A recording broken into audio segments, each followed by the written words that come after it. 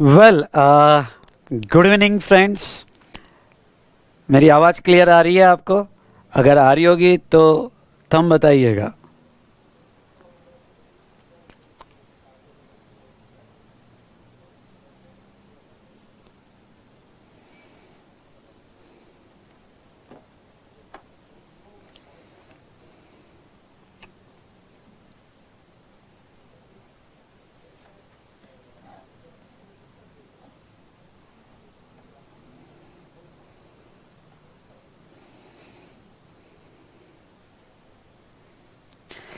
Yes. सो दोस्तों, सबसे पहले कुछ बातें मैं आपको बता दूं। अगर इन बिटवीन सेशन जो है इंटरनेट जाने की वजह से आपका बफरिंग में आ जाए या हैंग हो जाए तो डरने की कोई बात नहीं है। मैं यहाँ रिकॉर्ड करके अपलोड कर दूंगा, ठीक है। या कोई भी रीज़न की वजह से इन बिटवीन लेक्चर बंद पड़ जाए तो बाकी का पार्ट जो है मैं अपलोड कर दूंगा। तो आज हम चालू करने वाले हैं चार्ट 3। इसमें कौन कौन से चैप्टर्स हैं? तो इसमें एग्जम्पशन हम कवर करने वाले हैं। ओके, एग्जम्पशन जितने भी इम्पोर्टेंट एग्जम्पशन है वो हम रिवाइज करेंगे। दूसरा इसमें कवर करने वाले हैं payment of tax. Payment of tax मैं आपको थोड़ा समराइज फॉर्म में यहाँ एक्सप्लेन कर दूंगा। उसके बाद में बेटा यहाँ पे इनवॉइस चैप्टर, यस ये एक चैप्टर पे क्वेश्चन आता है एग्ज़ाम में। इनवॉइस ये हम यहाँ डिस्कस करने वाले हैं। उसके बाद में रिटर्न का टेबल मैंने दिया भी होगा बहुत बड़ा, लेकिन रिटर्न में ओके लिमिटेड एक्सटेंट में ही हमको सिलेबस में एप्लीकेबिलिटी है, तो वो हम देखेंगे। फिर चैप्टर बेटा रजिस्ट्रेशन, ये रजिस्ट्रेशन वाला चैप्टर हमें कवर करना है। और यहाँ असेसमेंट वाला चैप्टर। तो इतने चैप्टर्स हम यहाँ पे कवर करने वाले हैं, ठीक है। इसके बाद के चैप्टर्स के कुछ लेक्चर्स मैंने यूट्यूब पे डाले हैं। मेरे बूस्टर क्लास जो लेता हो तो इसके बाद के जो प्रोसीजरल चैप्टर है, स्पेशली डिमांड, अपील, रिफंड वगैरह, वो मैंने बूस्टर क्लास जो लेता हूँ उसके लेक्चर्स मैंने डाले हुए हैं, तो आप वो ज़रूर देख सकते हो। लेकिन बहुत से स्टूडेंट्स की डिमांड आती है एट सीए फाइनल लेवल कि सर उसकी भी समरी बना के दो, तो मैं ट्राई करूँगा उसकी समरी बना के देने का। लेकिन उसके फास्ट वीडियोस मैंने डाले हुए हैं, पर मैं कोई कमिटमेंट नहीं देता हूँ बेटा, क्योंकि मेरा ट्रिमेंडस बिजी शेड्यूल चालू है। तो अभी मैं फ़िलहाल आपको कोई कमिटमेंट नहीं दूंगा, लेकिन हाँ उसका भी मैंने यहाँ कवर किया हुआ बूस्टर वीडियोस डाला हुआ है, ठीक है। तो उसकी और समरी हो पाई तो मैं उसको कवर कर लूँगा। सीबीआईसी का क्लैरिफिकेशंस की वीडियोस भी मैंने डाले हुए हैं, तो वो भी आप ज़रूर देख सकते हो, ठीक है दोस्तों। तो चलो स्टार्ट करते हैं। हाँ, इसके बाद का चार्ट जो है कस्टम्स का रहेगा, लेकिन कस्टम्स के बारे में बता दूं क्योंकि कोई अमेंडमेंट्स नहीं है कस्टम्स केस में जो चार्ट में कवर करने लायक है। तो ऐसे केस में कस्टम्स का जो चार्ट है जो मैंने लास्ट रिकॉर्डेड सेशन में डाला था वही चार्ट आपको रहेगा कस्टम्स का, तो वो आप देख लिया तो भी चलेगा। और मैंने रिवीजन बाइट्स तो डाले ही है। मैं तो आपको कहूँगा रिवीजन बाइट्स ज़रूर देखना, जिसमें आपका रिवीजन हो जाएगा। बाकी चार्ट तो जो मई अटेम्प्ट के लिए था, मतलब लास्ट अटेम्प्ट के लिए था नवंबर के लिए, वही चार्ट कस्टम्स का अभी मई अटेम्प्ट के लिए कंटिन्यू रहेगा, तो उसमें कोई चेंजेस नहीं है जो मैंने आपको कहा है। तो एक लंबी सांस लो और हमारा डिस्कशन हम स्टार्ट करते हैं। तो कहो जो भी हुआ अच्छा हुआ, और जो भी होगा बहुत बहुत अच्छा होगा। जहाँ तक बेटा आपके जो डाउट्स क्वेश्चंस है कि सर एग्ज़ाम होगी नहीं होगी, सुप्रीम कोर्ट का डिसीजन, हमारी आईसीआई क्या कहती है, ब्ला ब्ला ब्ला ब्ला, ओके, तो इसके बारे में मैं बाद में वीडियो रिकॉर्ड करके दूंगा। आज हम कंप्लीट करेंगे हमारा चार्ट 3 जो स्पेशली जुलाई के लिए आ रहे हैं बच्चे, उनके लिए। जिनका नवंबर अटेम्प्ट है उसका तो कोई अभी दिक्कत ही नहीं है, लेकिन जो जुलाई के लिए है उनके लिए मैं कहना चाहूँगा कि वो हम बाद में देखेंगे, ठीक है।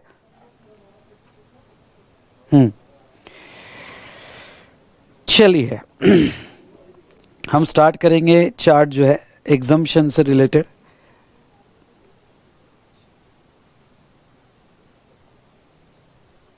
अब कोई डाउट नहीं, कोई क्वेश्चन नहीं, चुपचाप सुन लो, बाकी सब एंड में पूछना मुझे, आपके जो भी क्वेश्चंस और डाउट है, ठीक है। और फिर से मैं कहता हूँ इन बिटवीन लेक्चर किसी भी रीज़न की वजह से, क्योंकि मैंने 2 कनेक्शन लिखे रखे हैं और प्रॉब्लम है कि दोनों कनेक्शन में प्रॉब्लम आ रहा है यहाँ बारिश की वजह से, इसलिए इन बिटवीन अगर किसी की स्पीड कम हुई या हमारी स्पीड कम हुई तो रिकॉर्डेड सेशन अपलोड कर दिए जाएंगे। या फिर मेरे सॉफ्टवेयर जिसको मैंने रिपेयर किया है, फिक्स किया है, इसने अगर यूट्यूब के साथ लिंक छोड़ दिया तो मैं इमीडिएटली वापस कनेक्ट हो जाऊँगा, डोंट वरी। तो आपको इमीडिएटली मैं लाइव की लिंक वापस जनरेट करूँगा, तो आपने सिर्फ वेट करना है, जाना नहीं है, एग्जिट नहीं होना है। क्लियर? यस और नो? बेटा क्वेश्चंस वगैरह सब बाद में आपके जो भी हो गए हिरल। ओके, आप बताइए यस, आर यू रेडी? सब यस कहिएगा, हम स्टार्ट करते हैं ना। एग्जम्पशन ये चैप्टर जो है बेटा, मैं आपको ये कहूँगा कि सेक्टर वाइज जाना तो आपको बहुत आसानी होगी। एग्जम्पशन में हमने देखा था बाहुबली की तबीयत खराब हुई। अगर आपने मेरा रेगुलर क्लास या फास्ट ट्रैक क्लास या बूस्टर क्लास किया होगा तो मैंने आपको यहाँ पे समझा, बाहुबली की तबीयत खराब हुई, ओके, वो पूजा पाठ में लग गया, तबीयत खराब हुई, health care sector, charitable and religious sector. उसके बाद में उसके पास खेती थी, मतलब एग्रीकल्चर सेक्टर, खेती का बंटवारा करना था, इसलिए लॉयर को बुलाया गया, लीगल सेक्टर। याद आया कुछ आपको? हाँ, खेती का बंटवारा करना था, लॉयर को बुलाया गया, लीगल सेक्टर। उसके बाद में यहाँ पे उसके बहुत सारे रिलेटिव आए, पैसेंजर ट्रांसपोर्टेशन, अपने साथ बड़ी बड़ी पेटियाँ लाए, गुड्स ट्रांसपोर्टेशन। रिलेटिव को घर पे रुकने के लिए जगह नहीं थी, रेजिडेंशियल ड्वेलिंग, होटल में रुका गया, होटल वाली सर्विसेज। लेकिन इतने सारे रिलेटिव आने के बाद वो बड़े खुश हुए, जलवा हुआ एंटरटेनमेंट सेक्टर। तो ऐसे सेक्टर वाइज आप अगर एग्जामिशन याद रखोगे तो आपको बहुत हेल्प होगी। और सेक्टर वाइज बेटा मैं आपको ये कहना चाहूँगा कि अगर कोई सेक्टर का प्रॉब्लम आए तो वो सेक्टर का प्रॉब्लम जो है ना, वो सेक्टर का प्रॉब्लम और आपके एग्जामिशन जो अगर याद हो गए तो उसमें आ गया कि बस दैट्स ऑल, ऐसा समझ जाना कि यस आपका एग्जामिशन अच्छे से हो गया है। तो बेटा मैंने पढ़ते वक्त भी आपको सब इंपॉर्टेंट एग्जामिशंस बताए थे, यहाँ पे भी मैं ओके यहाँ इंपॉर्टेंट एग्जामिशंस आपके साथ डिस्कस करूँगा। ठीक है, मैं भी अपने सामने बुक निकाल रहा हूँ, आप भी अपने सामने बुक रखिएगा। कवर पेज सबका अलग अलग रहेगा, मैं item wise cover page change करता हूँ। बुक पे सामने रखिएगा, थोड़ा रिव्यू हो जाएगा मेरे साथ और मेरे सभी पॉइंट्स पे आप ध्यान रखिएगा। तो चलो शुरू करते हैं। ठीक है, यहाँ पे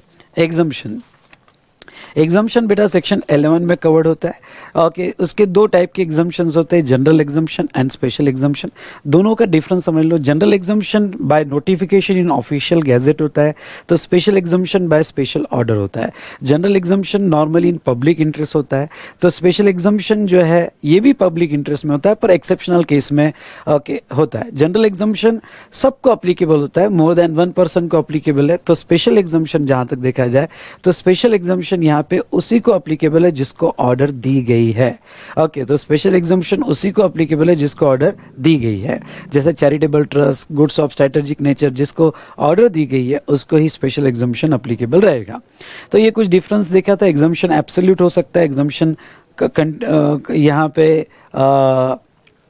कंटिन्यूअस हो सकता है। चलिए अब दूसरा, एग्जाम्पशन में कुछ एक्सप्लेनेशंस आते हैं बेटा। तो एक्सप्लेनेशन नॉर्मली सुनना, एक्सप्लेनेशन नॉर्मली उस दिन से इफेक्टिव होते हैं जिस दिन नोटिफिकेशन आया, पर नोटिफिकेशन के कोई पर्टिकुलर एंट्री पे एक्सप्लेनेशन होगा तो वो नोटिफिकेशन की जो एंट्री जिस दिन से अमेंड हुई थी उस दिन से वो एक्सप्लेनेशन यहाँ पे इफेक्टिव माना जाएगा। यानी एक्सप्लेनेशन जो भी आता है उसका रिट्रोस्पेक्टिव इफेक्ट होता है। उसके बाद में बेटा हमने क्या देखा था कि यहाँ एग्जाम्पशन अगर एब्सोल्यूट है, सुनना, एग्जाम्पशन अगर एब्सोल्यूट है और विदाउट कोई कंडीशन है तो ऐसे केस में वो कंपलसरी ही अप्लाई होगा और आपका आईटीसी आपको डिनाई किया जाएगा। तो ये कुछ इंपॉर्टेंट बातें हमने यहाँ डिस्कस की थी। चलिए नेक्स्ट बेटा, अब हम बात करें तो बात इसकी करेंगे कि एग्जाम्पशन गुड्स के हमारे सिलेबस में नहीं है, सर्विसेज के एग्जाम्पशन जो है हमारे सिलेबस में है। तो अब यहाँ पे पहला हेल्थ केयर सेक्टर, जिसमें ये सीरियल नंबर एंट्रीज वगैरह याद रखना जरूरी नहीं है, लेकिन मैं आपको ये कहना चाहूँगा कि ये नोटिफिकेशन 12/2017 ये मेगा एग्जाम्पशन है, ये याद रख के जाना। मतलब most of the exemption notifications जो है ये नोटिफिकेशन में कवर्ड है और यह 12/2017, तो ये आपको अच्छे से पढ़ के जाना है। पहला हम लेंगे health care service by clinical establishment, authorise medical practitioners और पैरामेडिक्स। मतलब क्या? मतलब ये है कि अगर ये हेल्थ केयर सर्विस जो है, यहाँ पे हेल्थ केयर सर्विस, अगर इन तीनों में से कोई भी अगर हेल्थ केयर सर्विस देगा तो एग्जम्पशन मिलेगा। आई रिपीट, तीनों में से कोई भी सर्विस देगा तो एग्जम्पशन मिलेगा। सबसे पहले वो क्लिनिकल एस्टेब्लिशमेंट होना चाहिए। क्लिनिकल एस्टेब्लिशमेंट की डेफिनेशन वैसे लर्न करने की कोई ज़रूरत नहीं है, पर hospital, nursing home, pathological lab, ये सभी क्लिनिकल एस्टेब्लिशमेंट है। उसके बाद में ऑथराइज मेडिकल प्रैक्टिशनर्स मतलब डॉक्टर, वो भी हेल्थ केयर के सर्विस में कवर किया गया है। और तीसरा बेटा पैरामेडिक्स। पैरामेडिक्स मतलब यहाँ पे पैरामेडिक्स की डेफिनेशन नहीं दी है, लेकिन आप यहाँ पे ले सकते हो कि physiotherapist, technical lab assistants, nursing staff, okay, इन्हें पैरामेडिक कहा जाएगा। और इन लोगों ने अगर सर्विसेज दिया तो वो एग्जम्पशन में रहेगा। नेक्स्ट, हेल्थ केयर की डेफिनेशन उन्होंने दी है। हेल्थ केयर की डेफिनेशन 3 पार्ट में डिफाइन की है, means, includes but does not includes. अब हेल्थ केयर की डेफिनेशन मीन्स मतलब क्या? मीन्स को थोड़ा मैं ऐसे समझाऊं, ओके, तो यहाँ पे डायग्नोसिस, ट्रीटमेंट और केयर, डायग्नोसिस, ट्रीटमेंट और care for illness, injury, pregnancy, abnormality and deformity. मतलब ओके, यहाँ पे DTC double iPad, 2 iPad DTC courier से भेजे गए। ये मेमोरी टेक्निक मैंने आपको पढ़ाई थी। तो ऐसे सिचुएशन में बेटा यहाँ जो है, प्लीज निशान, काजल, यहाँ पे इन बिटवीन कोई कमेंट मत पास करो। जो भी आपको मजाक करना है, मस्ती करना है, ओके, एंड के सेशन में आपके डाउट्स, क्वेश्चन, मजाक मस्ती के लिए टाइम रखेंगे। अभी आप पूरा ध्यान दीजिएगा। तो यहाँ पे बेटा ओके, डायग्नोसिस अगर करते हैं बाय 3%, मतलब clinical establishment, authorise medical practitioners और पैरामेडिक्स, तो एग्जम्प्ट है। ट्रीटमेंट होगा तो एग्जम्प्ट है। केयर होगा तो एग्जम्प्ट है। केयर में एक सर्कुलर ही था, कैंटीन सर्विस है। उसके बाद में मार्जिन मनी रखा गया बाय हॉस्पिटल। उसके बाद में यहाँ पे रेंट, रूम रेंट है। ओके, तो ये सब सर्कुलर, जैसे सर्कुलर का सेशन मैंने डाल दिया है, तो ये सर्कुलर्स जो है ये भी केयर में आता है। और केयर अगर होगा और डबल iPad, तो वो सिचुएशन में यहाँ पे यस, वो भी हेल्थ केयर में कवर किया जाएगा। लेकिन ये जो भी डायग्नोसिस, ट्रीटमेंट, केयर हो रहा है बाय दिस 3%, ये 3% ही करेंगे तो ये बेनिफिट मिलेगा। मतलब कोई अगर कोई ट्रीटमेंट दे रहा है और कोई साधु है, साधु संत है या तंत्र मंत्र वाला है, ओके, जो ऑथराइज मेडिकल प्रैक्टिशनर नहीं है, तो ऐसे केस में उसको बेनिफिट नहीं मिलेगा। वो 3 लोग होने चाहिए और 3 लोग ये diagnosis, treatment, care in double iPad होने चाहिए, तो ये एग्जम्पशन मिलेगा। और ये डायग्नोसिस, ट्रीटमेंट, केयर जो कर रहा है वो यहाँ पे recognise system of medicine in India कर रहे हैं। रिकॉग्नाइज सिस्टम ऑफ मेडिसिन मतलब यहाँ पे उन्होंने, मैंने रेगुलर नोट्स में दिया, रिकॉग्नाइज सिस्टम ऑफ मेडिसिन मतलब योगा, नेचुरोपैथी, आयुर्वेदा, होम्योपैथी, सिद्धा, यूनानी, एलोपैथी, ये जो है रिकॉग्नाइज सिस्टम ऑफ मेडिसिन माना जाएगा। और इसमें बेटा आपका अगर कवर होगा तो यस, डेफिनेटली यहाँ जो है वो ऑथराइज सिस्टम ऑफ मेडिसिन में पकड़ा जाएगा।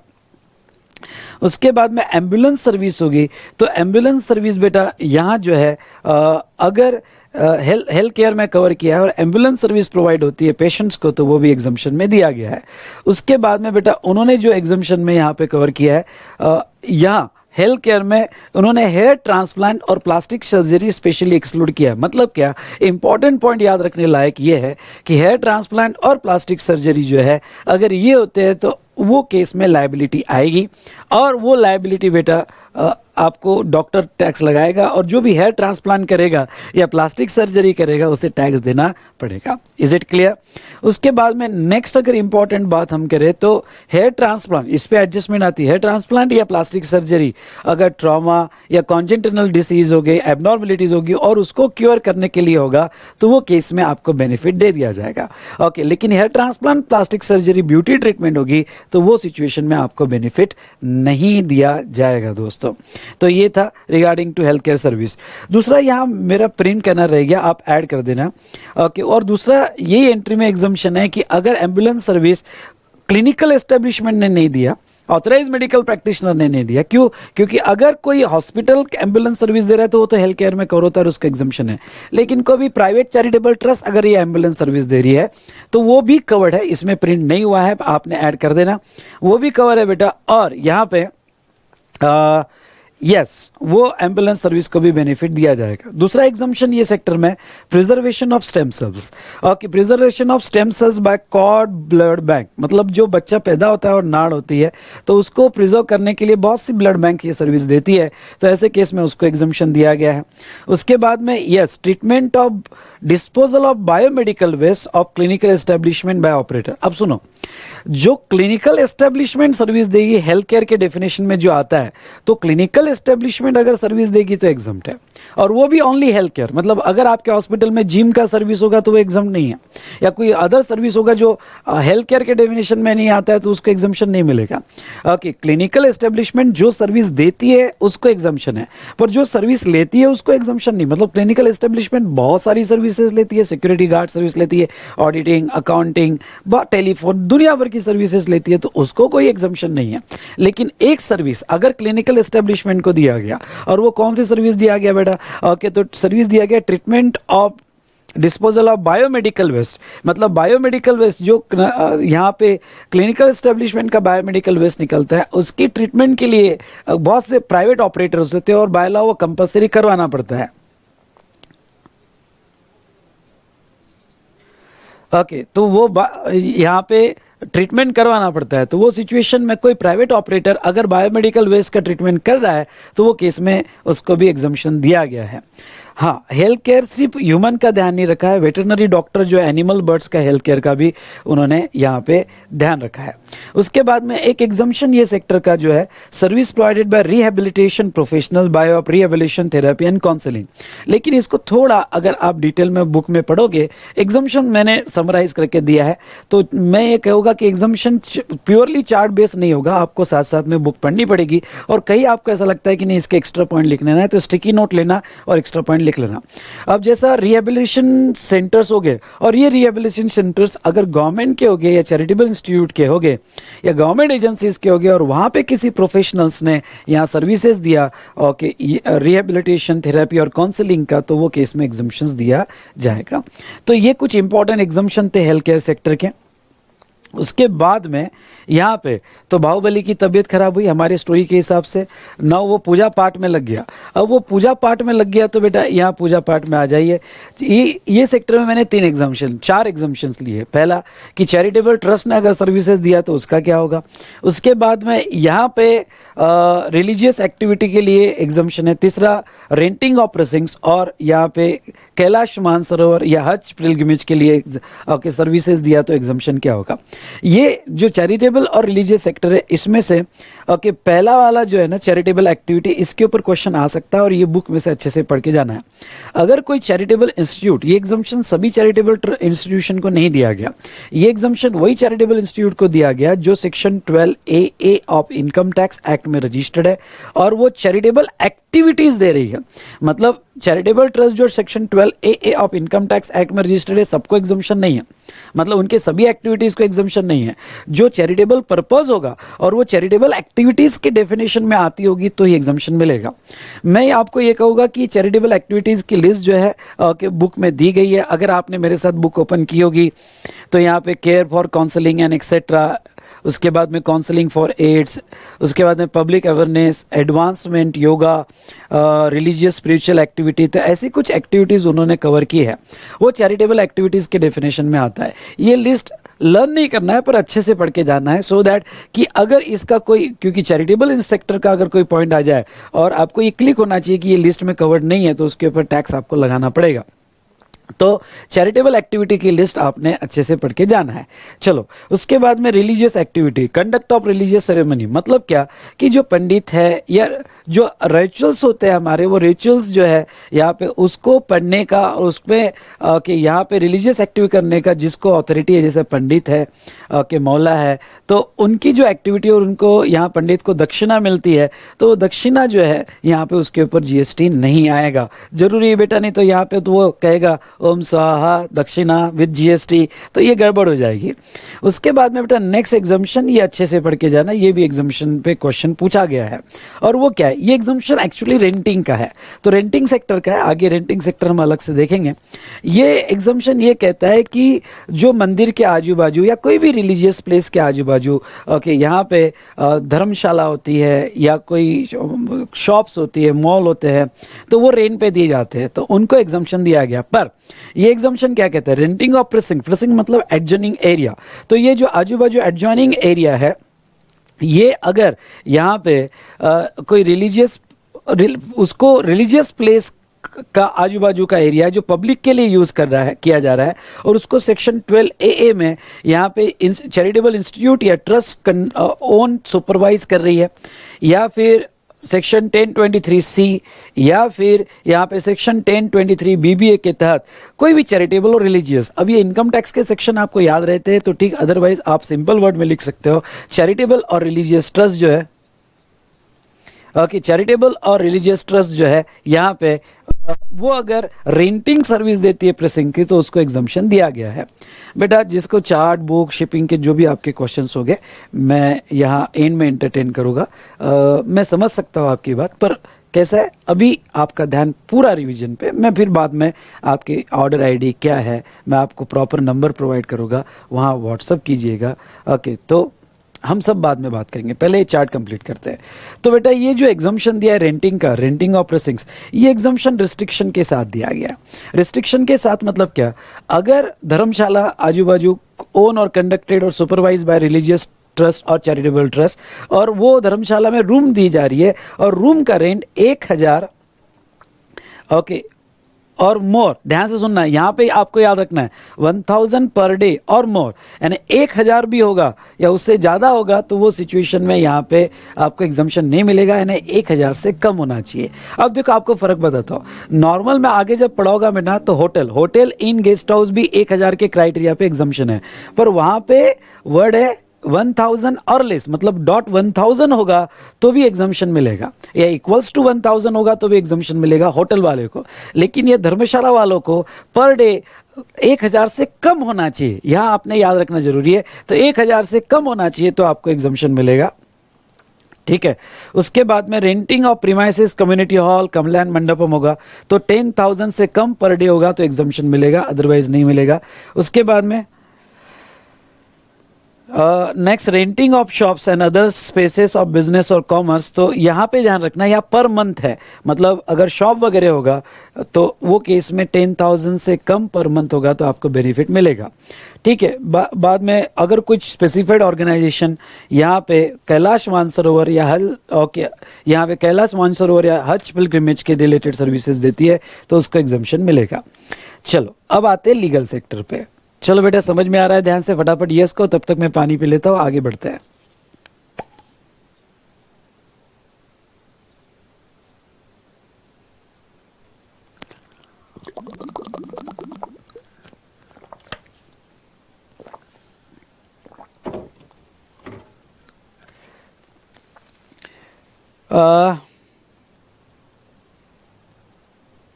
वेब जो प्रेसिंग्स है वो नॉर्मली कनेक्टेड होना चाहिए तो ज़्यादा इंपॉर्टेंट होगा। अगर दूर होगा 15-20 किलोमीटर दूर होगा, कनेक्टेड नहीं होगा तो इसके एग्जाम्पशन डिनाई हो सकते हैं। इसलिए अगर आपकी धर्मशाला जो है कि मंदिर के आसपास नहीं है, वो even though own control supervise by the that temple, पर बहुत दूर है तो मेरे हिसाब से एग्जाम्पशन जा सकता है, क्योंकि सेम एग्जाम्पशन सर्विस टैक्स में था। और शिरडी साई बाबा ट्रस्ट जो है उनका केस मुझे याद आता है, उनका एग्जाम्पशन पे ऑफिसर ने ऑब्जेक्शन लाया था क्योंकि धर्मशाला जो थी वो बहुत दूर थी। तो एग्जाम अभी जीएसटी में भी सेम क्वेश्चन रेज हो सकता है और ऑब्जेक्शन आ सकता है, वॉट एवर इट में भी ना। उसके बाद में यहाँ पे वेरी गुड अमृता, हिना, निधि, अदिति, निशांत। चलो उसके बाद में लीगल सेक्टर देखते हैं। लीगल सेक्टर में ये चार्ट जो है बहुत अच्छे चार्ट है और आपके अटेम्प्ट के लिए एक अच्छा अमेंडमेंट भी हुआ था। और वो देखो क्या, service provided bye arbitral tribunal. थोड़ा मैं ये अमेंडमेंट का बैकग्राउंड समझा देता हूँ और फटाफट ध्यान से सुनना।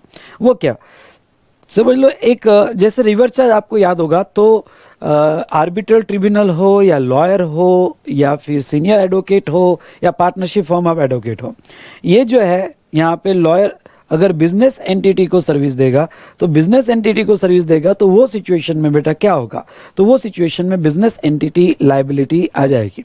अब बिजनेस एंटिटी की डेफिनेशन बहुत वाइडर स्कोप में, बिजनेस एंटिटी की डेफिनेशन में बिजनेस की 9 एक्टिविटीज, अगर आपको डेफिनेशन याद होगी तो बिजनेस की 9 एक्टिविटी कवर होती है, और हर वो एंटिटी, फिर क्यों ना इंडिविजुअल हो, वो 9 में से कोई भी एक्टिविटी करता है जो बिजनेस की डेफिनेशन में डिफाइन किया गया, उसे बिजनेस एंटिटी कहा जाएगा। तो अब क्या हो गया बेटा कि लॉयर की, आर्बिट्रल ट्रिब्यूनल की या पार्टनरशिप फॉर्म ऑफ एडवोकेट की कोई भी बिजनेस एंटिटी सर्विस लेगी तो गड़बड़ हो जाएगा।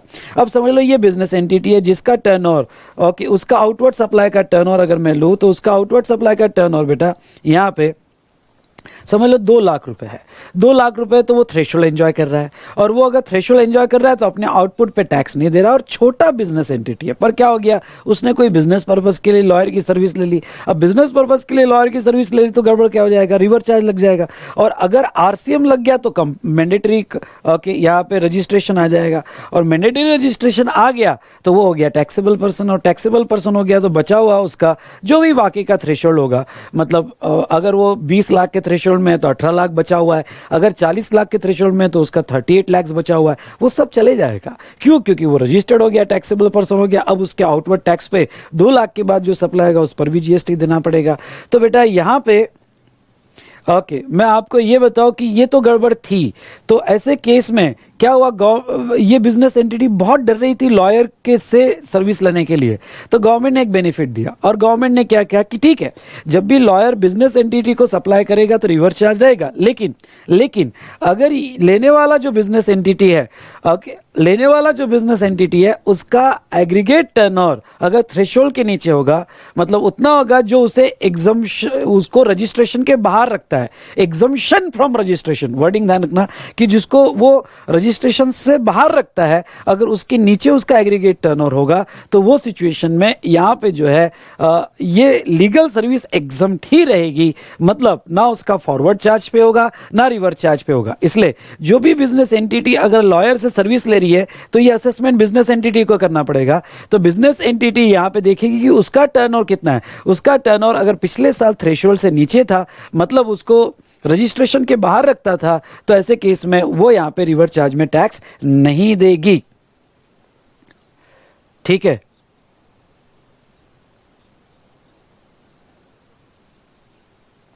तो रिवर्स चार्ज में टैक्स नहीं देगी बेटा। उसके बाद में नेक्स्ट यहां पे चल, तो अब ये चार्ट का लॉजिक आपको समझ में आएगा। तो आर्बिट्रल ट्रिब्यूनल कहो या service of individual advocate, form of advocate, other than senior advocate, ये कहो, ये सबके लिए चार्ट सेम है। इसलिए जो पहले 3 पॉइंट पढ़ा होगा वो सबके लिए सेम है, बाकी एक पॉइंट में जहां डिफरेंस है वो आपके लिए यहां बता दूंगा।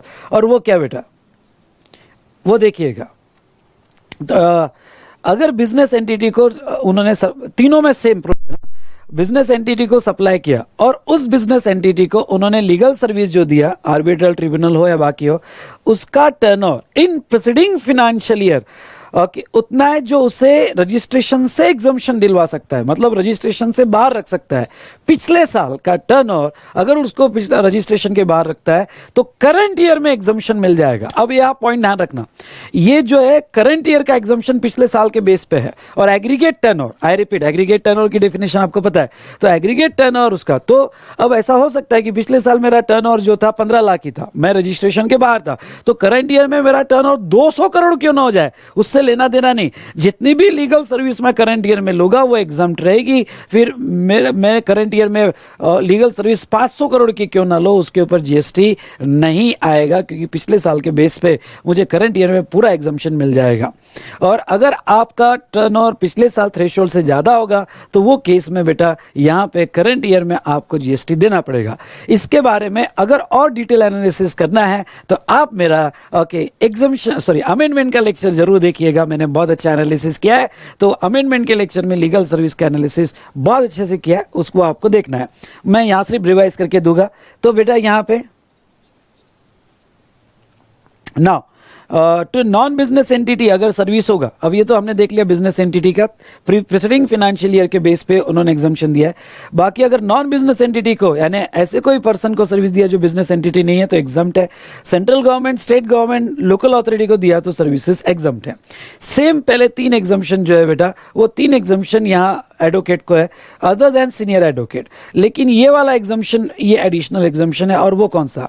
अगर एक इंडिविजुअल एडवोकेट या फर्म ऑफ एडवोकेट दूसरे इंडिविजुअल एडवोकेट या फर्म ऑफ एडवोकेट को सर्विसेज देती है तो वो एग्जम्पशन में रहेगा, ख्याल रहे। लेकिन सीनियर एडवोकेट में भी जो है ये 3 एग्जम्पशन सेम है, ओके, बिजनेस एंटिटी एक्सेट्रा। लेकिन जो ये वाला एग्जम्पशन है ये आपको याद रखना है। और ये वाला एग्जम्पशन क्या,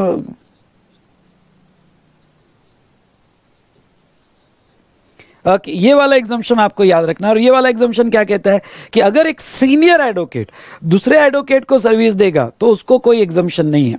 हाँ, अगर एक नॉर्मल एडवोकेट, ध्यान से सुनना, एक नॉर्मल एडवोकेट या फर्म एडवोकेट दूसरे एडवोकेट को सर्विस दे, फिर दूसरा एडवोकेट जो है वो नॉर्मल एडवोकेट हो या सीनियर एडवोकेट हो, एक नॉर्मल एडवोकेट दूसरे एडवोकेट को सर्विस दे रहा है तो एग्जम्पशन है। लेकिन अगर सप्लायर सीनियर एडवोकेट है, ध्यान से सुनना, सप्लायर सीनियर एडवोकेट है और लेने वाला कोई भी दूसरा एडवोकेट होगा, फिर कोई भी दूसरा एडवोकेट में नॉर्मल एडवोकेट हो या सीनियर एडवोकेट हो या फर्म ऑफ एडवोकेट हो, वहां कोई एग्जम्पशन नहीं है।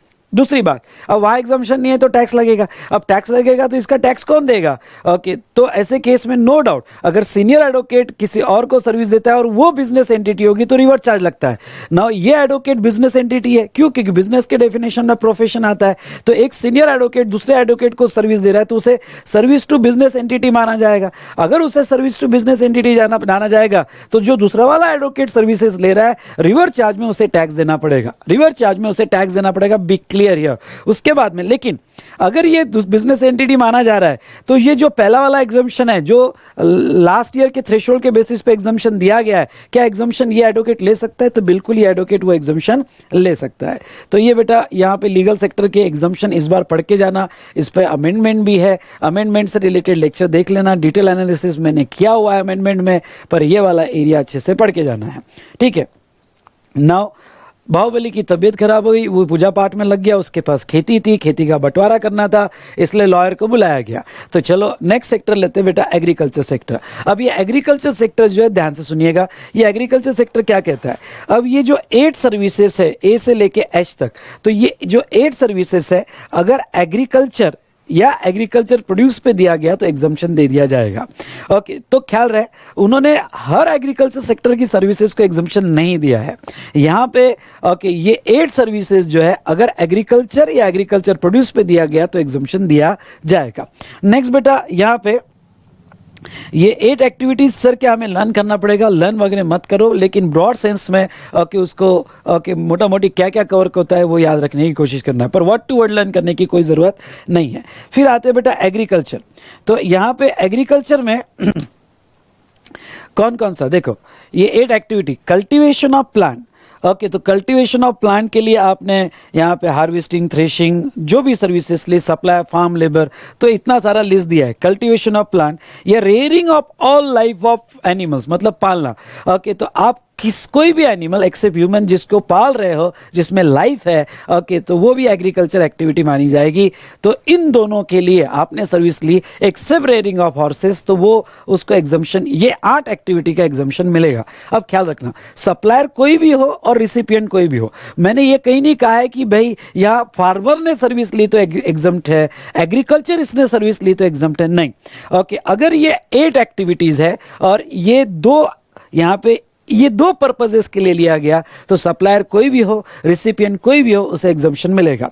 लेकिन ये जो आप कल्टीवेशन ऑफ प्लांट कर रहे हो या रेयरिंग ऑफ एनिमल्स कर रहे हो एक्सेप्ट हॉर्सेस, ये कुछ स्पेसिफिक पर्पस के लिए होगा तो ही एग्रीकल्चर सेक्टर में माना जाएगा। अब वो स्पेसिफिक पर्पस यानी क्या, तो ये for food, fibre, fuel, raw material या अदर सिमिलर प्रोडक्ट, मतलब कल्टीवेशन कर रहे हो फूड फाइबर मिलने के लिए या रेयरिंग ऑफ एनिमल्स कर रहे हो फूड फाइबर मिलने के लिए, तो ही आपको एग्जम्पशन दिया जाएगा। चलो अच्छी बात है, मतलब आप घर में आंगन में और आपके बंगलों के आंगन में अगर प्लांट कल्टीवेट कर रहे हो और शो प्लांट कल्टीवेट कर रहे हो जिससे कोई फूड, फाइबर, फ्यूल नहीं मिलने वाला है, तो फिर उसको एग्जम्पशन नहीं मिलेगा क्योंकि वो एग्रीकल्चर एक्टिविटी नहीं मानी जाएगी। Is it clear?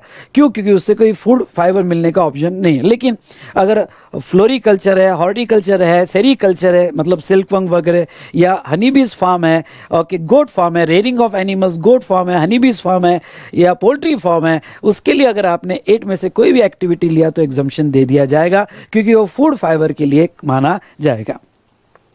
नेक्स्ट बेटा आते हैं एग्रीकल्चर प्रोड्यूस के डेफिनेशन पे। ये एग्रीकल्चर प्रोड्यूस का डेफिनेशन क्या है? Means any produce from agriculture, मतलब ये दो एक्टिविटी से आने वाला कोई भी प्रोड्यूस, यानी कल्टीवेशन ऑफ प्लांट से या रेयरिंग ऑफ एनिमल से आने वाला कोई भी प्रोड्यूस वो एग्रीकल्चर प्रोड्यूस माना जाएगा, वो एपी माना जाएगा। तो यहाँ पे जहाँ तक मैं आपको कह दूँ तो एग्रीकल्चर प्रोड्यूस बुक अगर आपके सामने होगी तो मैं फटाफट आपको कह दूँ, टोमेटो एग्रीकल्चर प्रोड्यूस है, पर टोमेटो केचप जो है एग्रीकल्चर प्रोड्यूस नहीं है। ओके, क्यों नहीं है बता देता हूँ।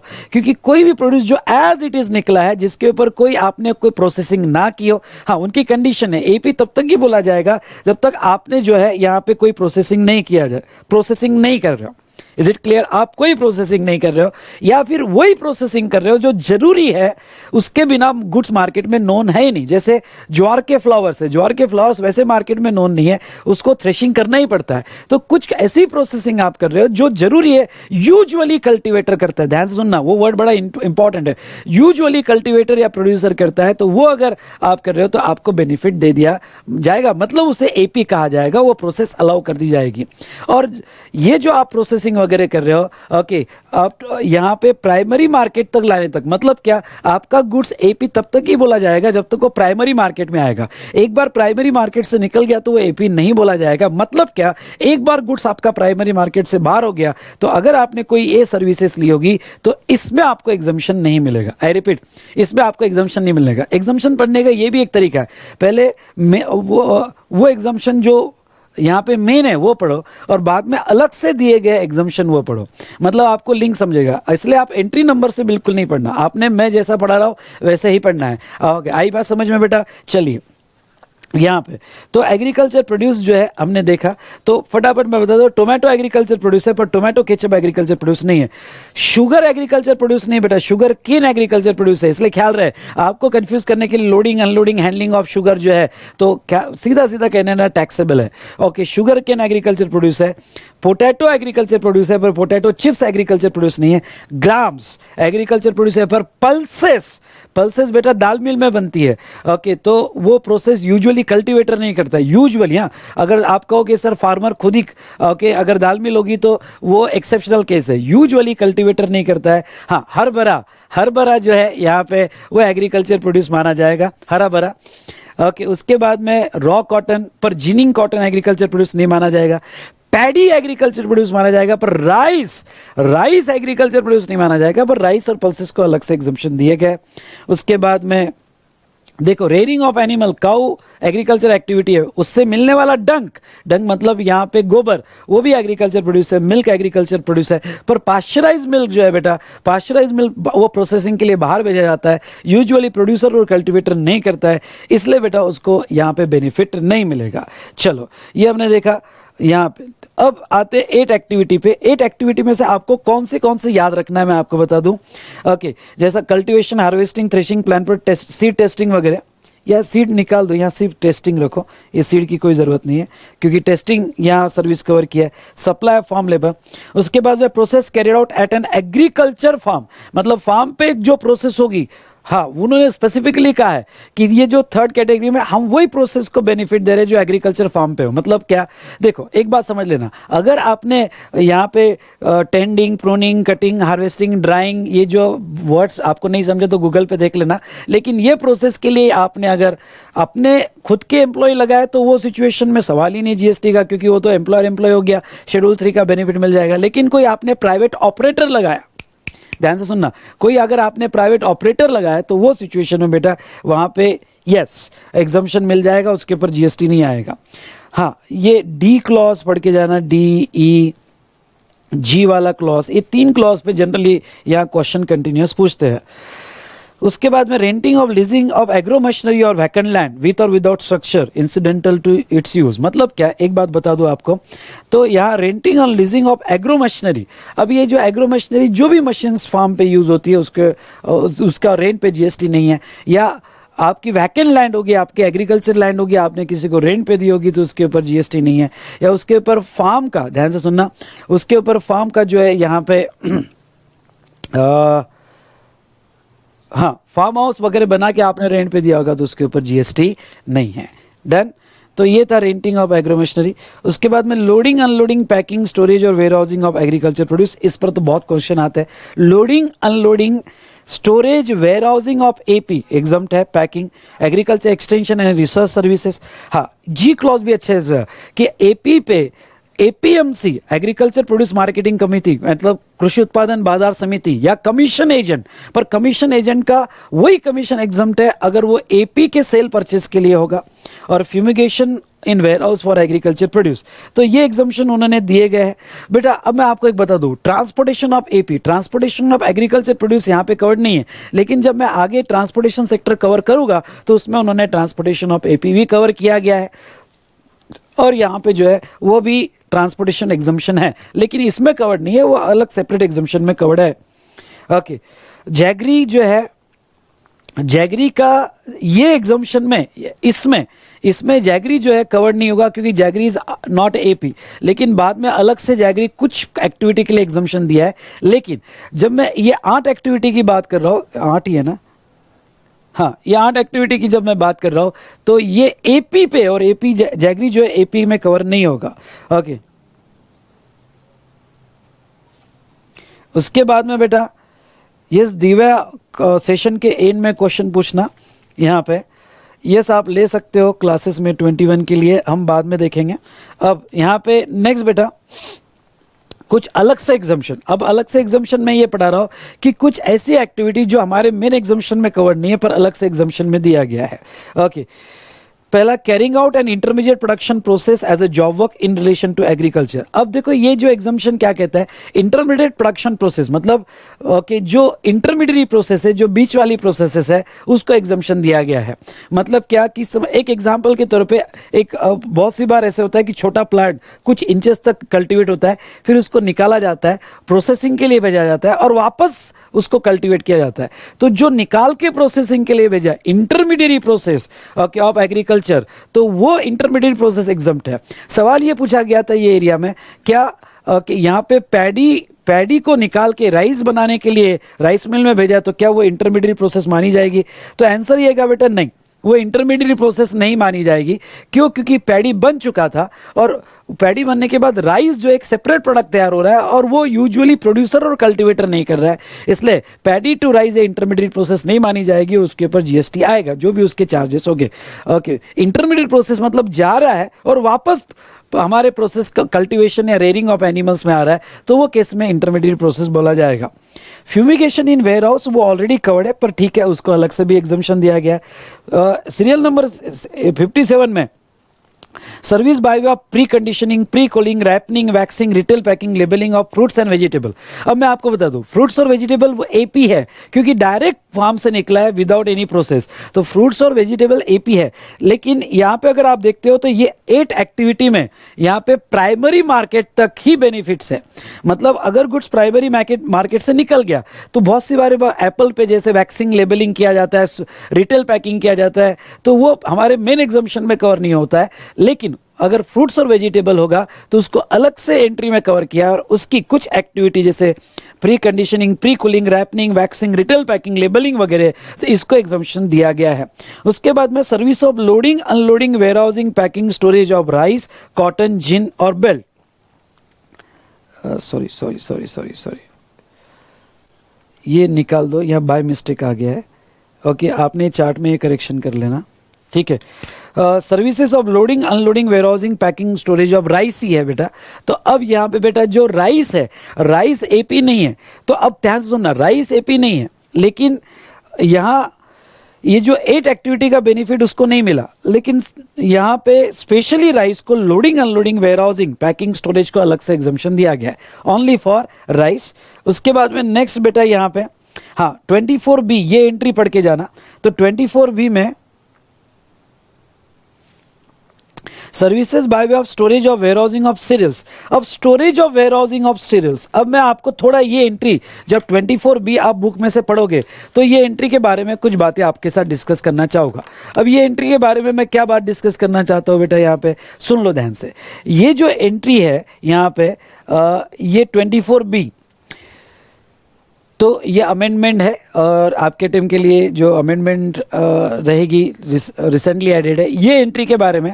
इसमें कुछ प्रोडक्ट ऐसे जो एग्रीकल्चर प्रोड्यूस है, यानी वेजिटेबल्स हुए, उसके बाद में फ्रूट्स हुए, कुछ प्रोडक्ट्स है, तो उसको वो तो अगर फ्रूट्स है वेजिटेबल्स है उसका अगर वेयर हाउसिंग है तो वो तो हमारे मेन एंट्री में कवर हो जाता है।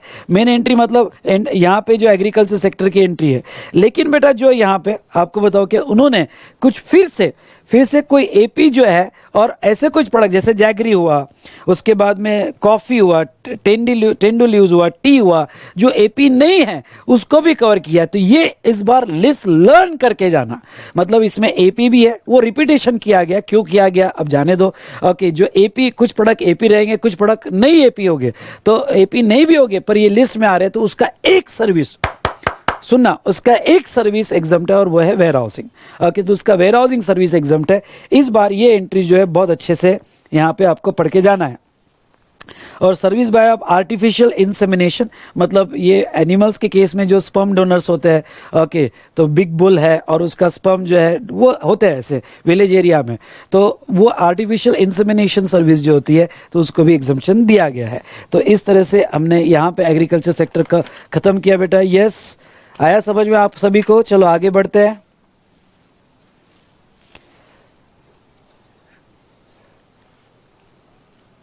इसमें जो भी होगा बेटा, जैगरी है, रॉ वेजिटेबल है, पल्सेस है, स्टोरेज है, फ्लैक्स है, जूट है, जितनी भी लिस्ट दी है आपने अच्छे से पढ़ के जाना है।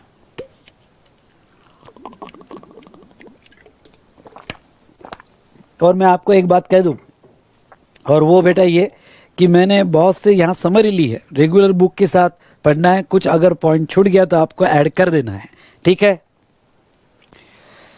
चलिए, अतुल, निशांत, हिना, गुड। अब आते हैं नेक्स्ट।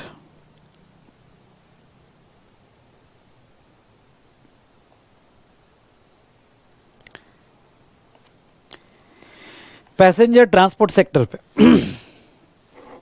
यस आ जाइए पैसेंजर ट्रांसपोर्ट सेक्टर पे। ओके, तो बाहुबली की तबीयत खराब हुई, वो पूजा पाठ में लग गया, चैरिटेबल रिलीजियस सेक्टर। उसके बाद में उसके पास खेती थी, एग्रीकल्चर सेक्टर, खेती का बंटवारा करना था इसलिए लॉयर को बुलाया गया, बहुत सारे रिलेटिव आए। Okay, passenger goods, passenger transport sector.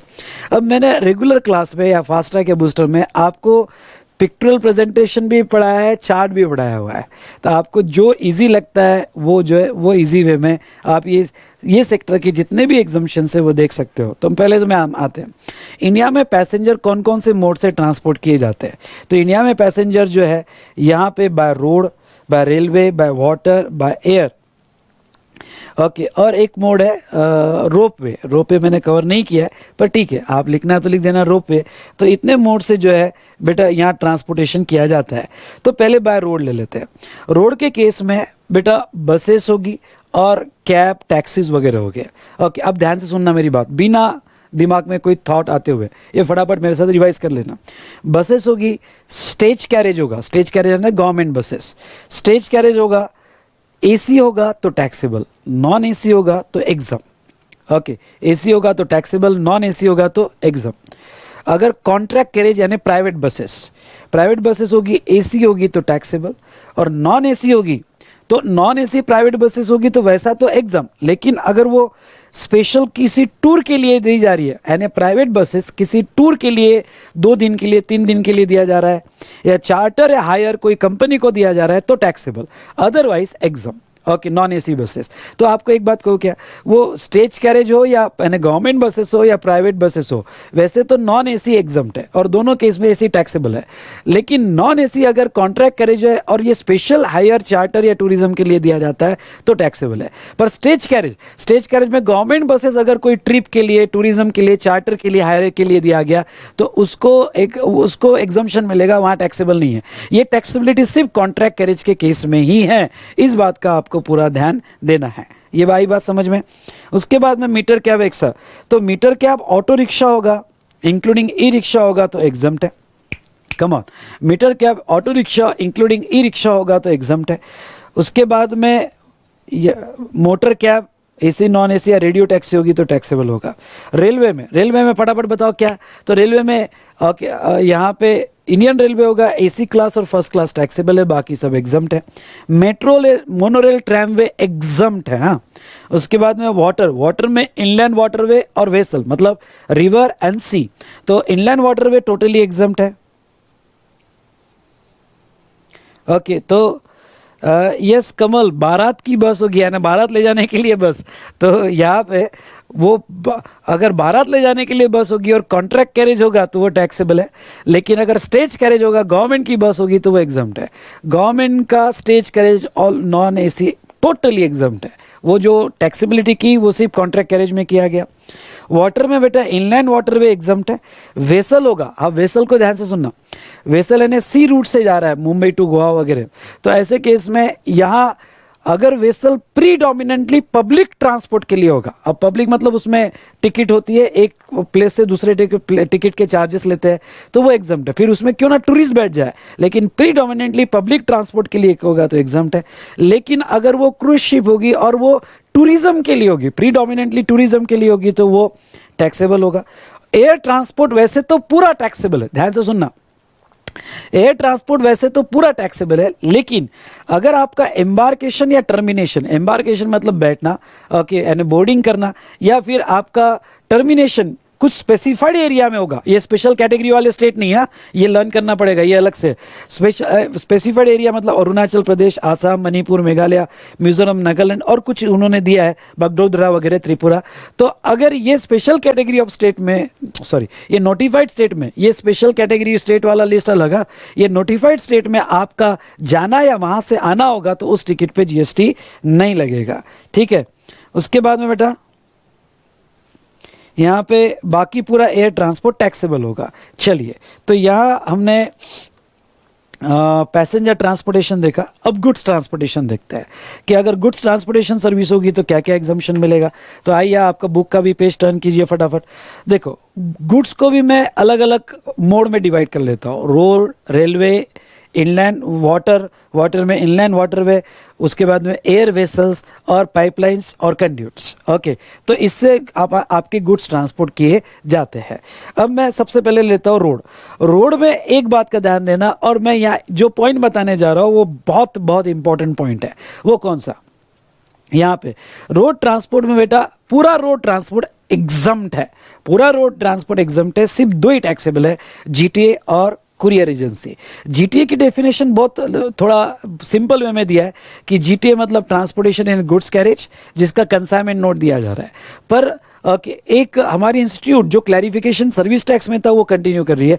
GTA मतलब कोई एजेंसी होनी चाहिए, मतलब अगर आपका इंडिविजुअल ट्रक है, ध्यान से सुनना, इंडिविजुअल ट्रक है और आप एजेंसी नहीं हो, एज ए इंडिविजुअल ट्रक चला रहे हो, तो ऐसे सिचुएशन में यहाँ पे आपको जीटीए नहीं माना जाएगा और आप रोड ट्रांसपोर्ट में एग्जम्पशन में रहोगे। एक आरटीपी का प्रॉब्लम था जो मैंने मेरे क्वेश्चनर में भी लिया है और आईसीएआई के एडिशनल क्वेश्चन सीरीज में भी कवर्ड है, और उसमें यह था कि एक इंडिविजुअल है, उसका खुद का गुड्स कैरेज है, तो वो जीटीए नहीं माना जाएगा और उसको एग्जम्पशन मिलेगा क्योंकि पूरा रोड ट्रांसपोर्ट एग्जम्प्ट है। लेकिन जीटीए होगा या कुरियर होगा तो ही टैक्सेबल होगा। तो बेटा यहाँ पे जीटीए मतलब जो गुड्स कैरेज से जा रहा है, देखो ये एक इंटरप्रिटेशन है, इसके ऊपर बहुत क्लियर क्लैरिटी नहीं है कि पर हमारे इंस्टीट्यूट का जो व्यू है मैं वो कवर कर रहा हूं। उसके बाद में रेलवे बेटा अगर गुड्स ट्रांसपोर्ट होगा तो पूरा टैक्सेबल है। See this irony, passenger transport में सिर्फ एसी और फर्स्ट क्लास टैक्सेबल है, पर रेलवे में मालगाड़ी होगी तो मालगाड़ी गुड्स ट्रांसपोर्ट पूरा टैक्सेबल है। उसके कुछ अदर एग्जम्पशन है वो बाद में लूंगा, पर पहले दिमाग में थॉट आना चाहिए रेलवे गुड्स ट्रांसपोर्ट पूरा टैक्सेबल है। उसके बाद में इनलैंड वाटरवे यानी रिवर ट्रांसपोर्ट पूरा गुड्स हो या पैसेंजर हो एग्जम्प्ट है। हाँ, ये वेसल और एयरक्राफ्ट का समझ लो, ध्यान से सुनिएगा बेटा। एक बात बता दूं कि आपको कि आपका पीओएस प्लेस ऑफ सप्लाई हमने देखा था, और सेक्शन 13 के हिसाब से अगर गुड्स ट्रांसपोर्ट होगा तो जहां टर्मिनेट होगा आपका डेस्टिनेशन होगा, ओके, वो डेस्टिनेशन आपका प्लेस ऑफ सप्लाई माना जाएगा। इसलिए बाहर से अगर वेसल और एयरक्राफ्ट गुड्स ट्रांसपोर्ट करके ला रहे हैं, सुनना, बाहर से वेसल और एयरक्राफ्ट गुड्स ट्रांसपोर्ट करके ला रहे हैं जिसका टर्मिनेशन डेस्टिनेशन इंडिया में है, तो वो सिचुएशन में उसका पीओएस इंडिया में फिक्स होता है और उसके ऊपर जीएसटी आता है। तो आपके कस्टम्स के वैल्यू में भी ऐड होता है और जीएसटी भी आता है। लेकिन अब ध्यान से सुनना, वो क्या कहते हैं, मैंने ये वेसल और एयरक्राफ्ट के ट्रांसपोर्टेशन को 3 पार्ट में डिवाइड किया है। एक बाहर से इंडिया, एक इंडिया के इंडिया में, और एक इंडिया से बाहर। आई रिपीट, एक इंडिया से बाहर। नाउ अगर बाहर से इंडिया में आता है गुड्स, बाय एयर आ रहा है, ध्यान से सुनना, बाय एयर आ रहा है तो एग्जम्प्ट है, बाय एयर आ रहा है तो एग्जम्प्ट है, और बाय वेसल आ रहा है तो टैक्सेबल है। आई रिपीट, बाय वेसल आ रहा है टैक्सेबल है। तो एयर को एग्जाम रखा है, इसलिए एयर के केस में डबल टैक्सेशन नहीं होता है। क्यों? क्योंकि वो कस्टम्स की वैल्यू में ऐड हो जाता है और वहाँ एसवी 37 लग जाता है और अलग से जीएसटी नहीं देना पड़ता है। पर वेसल में डबल टैक्सेशन लग जाता है, क्योंकि वेसल के फ्रेट पे वो सर्विस है, इसलिए अलग से टैक्स लग रहा है, और उसमें भी फॉरेन सप्लाई शिपिंग कंपनी होगी तो रिवर्स चार्ज लग जाता है, और वो कस्टम्स की वैल्यू में भी ऐड हो जाता है, तो यहाँ डबल टैक्सेशन होगा। उसके बाद में बेटा यहाँ पे इंडिया के इंडिया में होगा तो टैक्सेबल है, फिर वो एयर हो या वेसल हो, और इंडिया से इंडिया के बाहर है तो एग्जम्प्ट है फिलहाल, जो एग्जम्पशन को अभी और आगे बढ़ा दिया गया।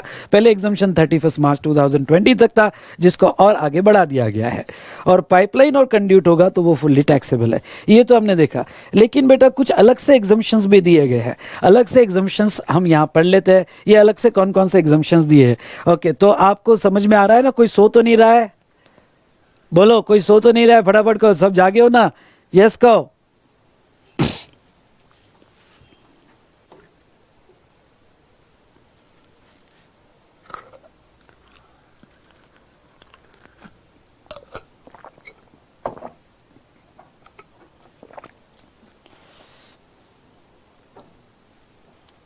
चलो, अब बेटा अलग से एग्जम्पशन जीटीए को दिया गया है। अब जीटीए को अलग से एग्जम्पशन क्या दिया है? स्मॉल कैरेज के लिए, पर जीटीए होना चाहिए। मैंने पहले ही कहा कि अगर इंडिविजुअल का खुद का ट्रक है और खुद ही चला रहा है तो जीटी नहीं बोला जाएगा। जीटीए को स्मॉल कैरेज के लिए यहाँ पे एग्जम्पशन दिया गया। अगर उसके सिंगल कैरेज में एक ही कंसाइनमेंट जा रहा है, मतलब उसका ट्रक जा रहा है या उसका स्मॉल गुड्स कैरेज जा रहा है, पर जीटीए एजेंसी है, गुड्स ट्रांसपोर्ट एजेंसी है, और उसका ट्रक में एक ही गुड जा रहा है और उसका फ्रेट 1500 या उससे कम है, तो एग्जम्पशन मिलेगा। मतलब उसके ऊपर जीएसटी ना नॉर्मल चार्ज में ना रिवर्स चार्ज में आएगा। और अगर उसके ट्रक में एक से ज्यादा कंसाइनमेंट जा रहे हैं तो पर कंसाइनी फ्रेट अगर 750 या उससे कम होगा, पर कंसाइनी समझ लो उसके ट्रक में यहाँ पे 50 कंसाइनमेंट जा रहे हैं और पर कंसाइनी अगर अमाउंट 750 से कम होगा तो उसको एग्जम्पशन दे दिया जाएगा, उसके ऊपर किसी भी तरह का टैक्स यहाँ पे नहीं दिया जाएगा। एक दूसरा एग्जम्पशन जो आपको लर्न करके ही जाना है, और वेरी वेरी इंपॉर्टेंट एग्जम्पशन है बेटा। यहाँ पे दूसरा एग्जम्पशन क्या है? यहाँ पे देखो, if following goods are transported by GTA rail और वेसल, देन यहाँ exempted from payment of tax.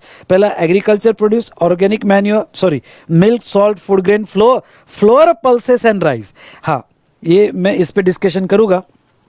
Organic manure, newspaper और मैगजीन्स, रिलीफ मटेरियल, डिफेंस और मिलिट्री इक्विपमेंट। तो इसको आप थोड़ा मेमोरी टेक्निक में भी ले सकते हो।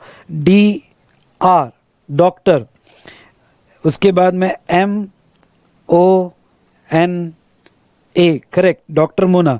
तो आप इसको ऐसा भी याद कर सकते हो, डॉक्टर मोना, और लेकिन आपको याद आ जाना चाहिए।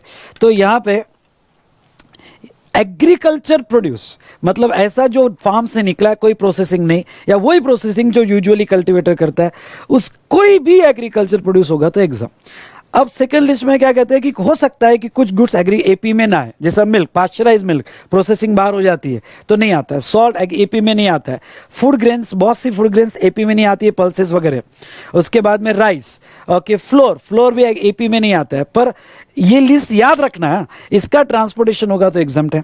ऑर्गेनिक मैन्योर मतलब फर्टिलाइजर्स होगा तो एग्जम्प्ट है।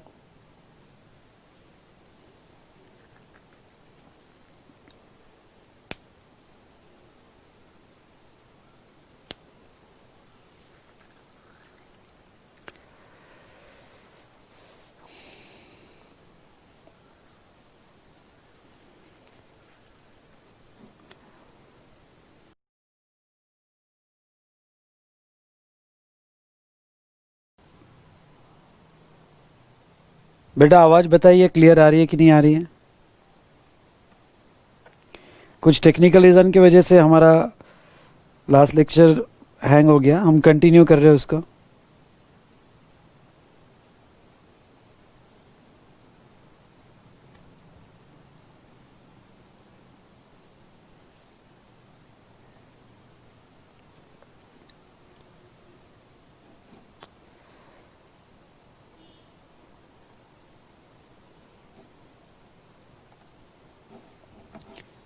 चलो स्टार्ट करते हैं। तो बेटा ये जो प्रोडक्ट है यहाँ पे ये प्रोडक्ट को यहाँ स्पेशल एग्जाम्पशन दिया गया। एग्रीकल्चर प्रोड्यूस हो, ऑर्गेनिक मैन्यूअर हो, रिलीफ मटेरियल हो, newspaper, transportation by GTA, rail और वेसल, ये 3 मोड में एग्जाम्पशन है, जीटीए, रेल और वेसल।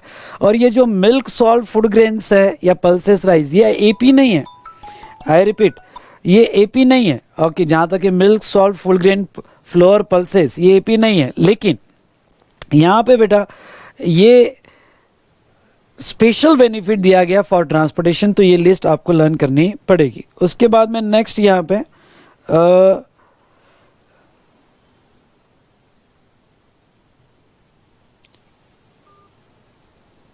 यहाँ पे नेक्स्ट, हाँ 21B में इन्होंने एक एग्जाम्पशन जो कवर किया है, service provided by GTA to department of state. हाँ, अब ये एग्जाम्पशन पे भी क्वेश्चन आ सकता है। अगर जीटीए ने सर्विस गवर्नमेंट डिपार्टमेंट को, जस्ट अ मिनट है,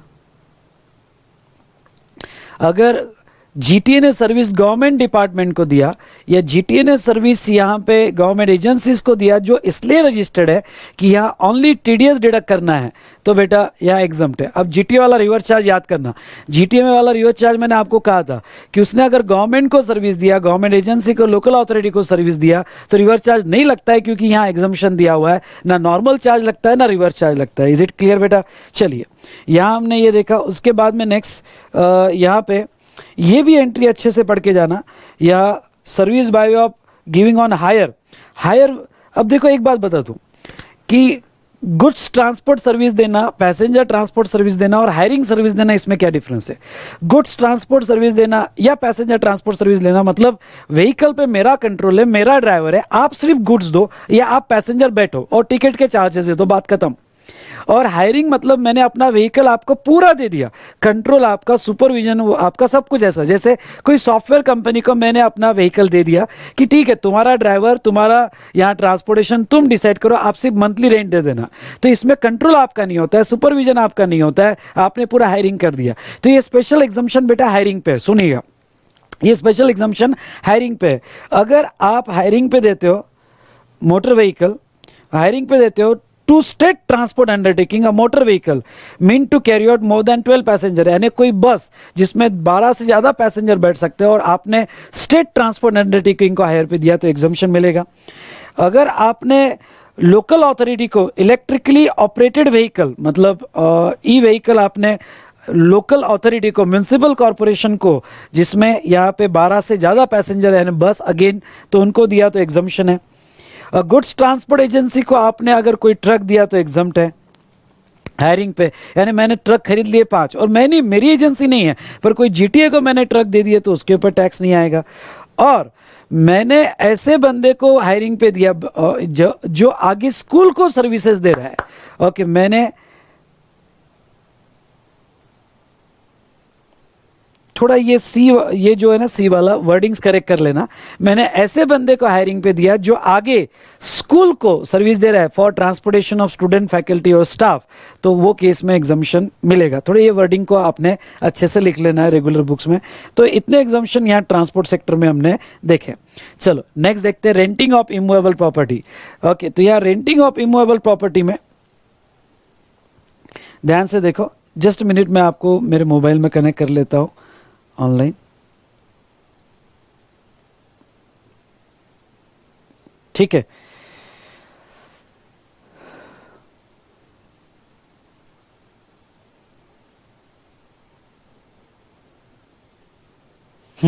रेंटिंग ऑफ इमूवेबल प्रॉपर्टी। तो रेंटिंग ऑफ इमूवेबल प्रॉपर्टी में बेटा renting of residential dwelling for use of residence, मतलब ये हुआ कि यहाँ पे रेसिडेंशियल ड्वेलिंग, अब उन्होंने बेनिफिट क्या दिया है कि आपका रहने लायक घर या रहता हुआ घर आपने वो रेंट पे दिया रहने के लिए, तो एग्जम्पशन है। तो ड्वेलिंग की डेफिनेशन उन्होंने नहीं दी है, लेकिन यहाँ पे ड्वेलिंग का मीनिंग ये होता है कि ऐसा अकोमोडेशन जो बनाया गया फॉर स्टे और आपने लॉन्ग टर्म यूज के लिए दिया गया, ध्यान से सुनना, लॉन्ग टर्म यूज के लिए दिया तो और रहने के लिए दिया तो एग्जम्पशन मिलेगा। मतलब अगर आपने अपना रेसिडेंशियल ड्वेलिंग रहने के लिए नहीं दिया, आपने अपना रेसिडेंशियल ड्वेलिंग ऑफिस पर्पस के लिए दिया तो एग्जम्पशन नहीं मिलेगा। अगर आपने अपना रेसिडेंशियल ड्वेलिंग ऑफिस कम कि कमर्शियल पर्पस के ऑफिस प्लस रेसिडेंशियल के लिए दिया तो ये मिक्स सप्लाई में चले जाएगा और हाईएस्ट रेट मतलब पूरा ऑफिस माना जाएगा और जीएसटी लग जाएगा। तो सिर्फ ओनली रेसिडेंशियल पर्पस के लिए दिया तो ही उसको एग्जम्पशन दिया जाएगा।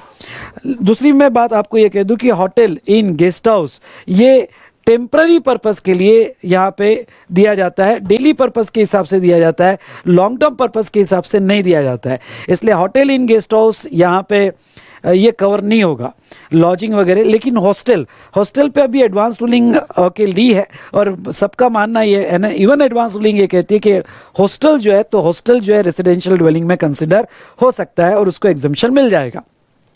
ये बात थी regarding to residential dwelling. Is it clear बेटा? हॉस्टल के लिए तो अभी मैं आपको यही कहूँगा कंफ्यूजन है कमल, ओके। और हॉस्टल में अभी एक एडवांस रूलिंग आई है कि हॉस्टल रेसिडेंशियल ड्वेलिंग में कवर हो सकता है, पर वो भी क्लियर नहीं है तो एग्जाम में नहीं पूछेंगे, कंफ्यूजिंग एरिया है। उसके बाद में बेटा ओके नेक्स्ट एंट्री ये भी पढ़ के जाना, होटल। अगर हाँ ये स्पेशली होटल वालों को मिला है क्योंकि होटल रेसिडेंशियल ड्वेलिंग में नहीं आता है। तो होटल वालों को क्या बेनिफिट दिया है कि अगर आपके होटल में कोई ऐसी रूम होगी जिसका भाड़ा, जिसका रेंट जो है 1000 या उससे कम होगा, रेंट 1000 या उससे कम आप चार्ज कर रहे हो, मतलब जिसकी वैल्यू 1000 या उससे कम होगी तो एग्जम्पशन दिया जाएगा।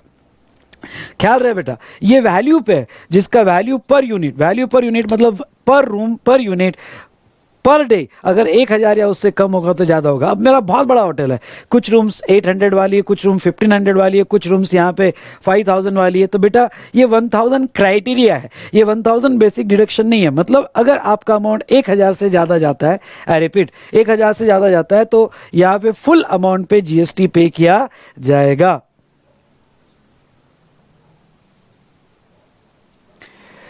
अभी हिना हॉस्टल के लिए आप 1000 का लिमिट लगा सकते हो, लेकिन हॉस्टल अभी भी कंफ्यूजन में है, ठीक है। उसके बाद में नेक्स्ट अगर हम देखें बेटा यहाँ पे, तो नेक्स्ट ये तो हमने कवर किया, यहाँ पे 1000 पर डे और इक्विवेलेंट बेनिफिट दिया गया है। तो ये था हमारा रेसिडेंशियल ड्वेलिंग से रिलेटेड रेंटिंग सेक्टर में। अब आ जाते हैं हम एंटरटेनमेंट सेक्टर में, एंटरटेनमेंट म्यूजियम वगैरह।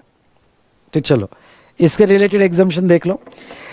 अगर कोई क्लासिकल फोक आर्टिस्ट होगा जो म्यूजिक, डांस या थिएटर परफॉर्मेंस कर रहा है और क्लासिकल फॉर्म या फोक डांस में कर रहा है, मतलब वेस्टर्न डांस या बाकी नहीं, उन्होंने फोक या क्लासिकल का है और म्यूजिक, डांस, थिएटर परफॉर्मेंस कोई आर्टिस्ट कर रहा है तो उसको एग्जम्पशन दिया जाएगा। पर उसको कैपिंग है, और उसको कैपिंग कितना बेटा 1,50,000 पर इनवॉइस पर परफॉर्मेंस, उसकी वैल्यू 1,50,000 उससे कम होनी चाहिए। अगर वैल्यू 1,50,000 से ज्यादा होगी तो पूरे अमाउंट पे टैक्स लगाया जाएगा। दूसरा एक्सेप्शन यह है कि वो एज अ ब्रांड एम्बेसडर नहीं होना चाहिए। अगर वो एज अ ब्रांड एम्बेसडर दे रहा है तो फिर 1 रुपए का भी सर्विस टैक्सेबल कर दिया जाएगा।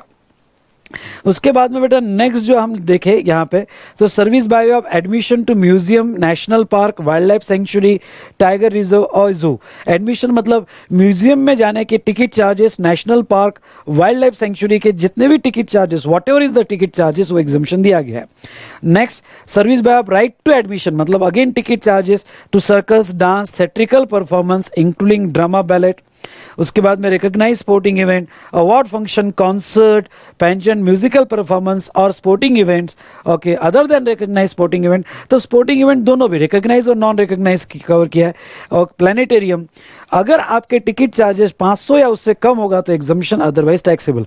ये आपको लर्न करना पड़ेगा लिस्ट, ठीक है। कोई मेमोरी टेक्निक बना लेना, पर लिस्ट लर्न करना पड़ेगा। अब ख्याल में रखना, अगर आप म्यूजियम में जाओगे तो टिकट चार्जेस कुछ भी हो, मतलब 600 रुपये, 700 रुपये, 800 रुपये हो, एग्जम्प्ट है। लेकिन अगर आप ये यहाँ पे जो उन्होंने लिस्ट दिया है सर्कस, डांस वगैरह, यहाँ जाओगे तो 500 से नीचे कम होगा तो यहाँ पे एग्जम्पशन दिया जाएगा।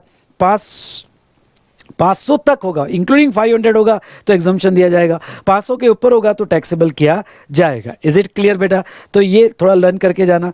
उसके बाद में training in recreational activity like dance, music, painting, culture तो एग्जम्प्ट है। और स्पोर्ट अगर चैरिटेबल ट्रस्ट दे रही होगी तो एग्जम्प्ट है। उसके बाद में admission to protected monuments like Taj Mahal है, अजंता एलोरा है, अगर यहाँ टिकट चार्जेस होंगे तो वो टोटली एग्जम्प्ट है। तो इस बार एंटरटेनमेंट सेक्टर पे क्वेश्चन आ सकता है, ये सेक्टर अच्छे से पढ़ के जाना है आपको। इज इट क्लियर बेटा? सब ठीक चल रहा है आपकी तरफ से? हाँ कहिएगा। ठीक है। उसके बाद में हम देखेंगे बैंकिंग एंड फाइनेंशियल सेक्टर। तो बैंकिंग और फाइनेंशियल सेक्टर में यहां एग्जाम्पशन देखो, service by way of extending deposit, loan और एडवांसेस। इंडिया में कोई भी, मैं सिर्फ बैंक का नाम ले रहा हूं, फाइनेंशियल सेक्टर, इंडिया में कोई भी किसको लोन, डिपॉजिट, एडवांसेस, आपने बैंक में डिपॉजिट रखे, बैंक आपको डिपॉजिट लोन दे रहा है, ओडी, सीसी, सभी इंडिया के सभी लोन, एडवांसेस और डिपॉजिट अनसिक्योर्ड लोन है, उस पर लगने वाला इंटरेस्ट एग्जम्प्ट रहेगा। उस पर लगने वाला इंटरेस्ट एग्जम्प्ट रहेगा, या उसका डिस्काउंटिंग होगा, cheque discounting, bill of exchange discounting वगैरह, तो वो भी एग्जम्प्ट रहेगा। लेकिन क्रेडिट कार्ड पे लगने वाला, आपको याद रखना है, क्रेडिट कार्ड पे लगने वाला इंटरेस्ट पे जीएसटी आएगा। Is it clear? दूसरा, sale purchase of foreign currency. अब मैं आपको कहता हूं, sale purchase of foreign currency transaction in money है, मतलब पैसा देना, पैसा लेना, ये ट्रांजैक्शन इन मनी है। पर इससे रिलेटेड अगर सेपरेट कमीशन लगाया जाए तो वो सर्विस मानी जाती है। तो वो कमीशन जो है टैक्सेबल होता है, जिससे रिलेटेड वैल्यूएशन में हमने देखा, ओके, आरबीआई रेट और आपका रेट का डिफरेंस, या 1 लाख, 10 लाख या 10 लाख के ऊपर के स्लैब रेट में कमीशन पे वैल्यू निकाली गई है, तो उसके ऊपर जीएसटी आता है। पर उन्होंने यहाँ क्या बेनिफिट दिया कि अगर ये ट्रांजेक्शन, एक्सचेंज वाला ट्रांजेक्शन अगर बैंक टू बैंक होगा, या ओके डीलर टू बैंक होगा, या डीलर टू डीलर होगा, तो इन बीच में अगर कमीशन लगा जाए तो उसके ऊपर जीएसटी नहीं लगाया जाएगा दोस्तों। तो यहाँ एग्जम्पशन दिया है। उसके बाद में 2000 तक आप कार्ड स्वैप करते हो तो उसका ट्रांजैक्शन फीस पे एग्जम्पशन दिया गया है। तो ये पहला वाला एग्जम्पशन इंपॉर्टेंट है, बाकी तो आप रीड करके चले गए तो भी चलेगा। Education sector. अब एजुकेशन सेक्टर देखो, यहाँ पे ध्यान से सुनिएगा। पहले तो एजुकेशनल इंस्टीट्यूट, ये 3 एजुकेशनल इंस्टीट्यूट को यहाँ एग्जम्पशन दिया गया। एक तो pre school, higher and secondary school, colleges, universities. मैंने कॉलेजेस, यूनिवर्सिटीज लिखा है, अगर आप बुक पढ़ोगे तो बुक में लिखा है कि भाई education as a part of curriculum for obtaining the qualification recognised by law. मतलब ओके, यहाँ पे जो बाय लॉ रिकॉग्नाइज इंस्टीट्यूट है वो अगर एजुकेशन प्रोवाइड कर रही है तो वो सिचुएशन में एग्जम्पशन दिया जाएगा। ठीक है बेटा, वो सिचुएशन में यहाँ पे एग्जम्पशन उन्होंने एजुकेशन सेक्टर को दिया है। और थर्ड, अप्रूव्ड वोकेशनल इंस्टीट्यूट जैसे एनसीवीटी, एससीवीटी के मॉड्यूलर एम्प्लॉयबल्स कोर्स, वो थोड़ा आपने पढ़ के जाना, या इंडस्ट्रियल ट्रेनिंग कोर्स उसमें कवर किया गया है।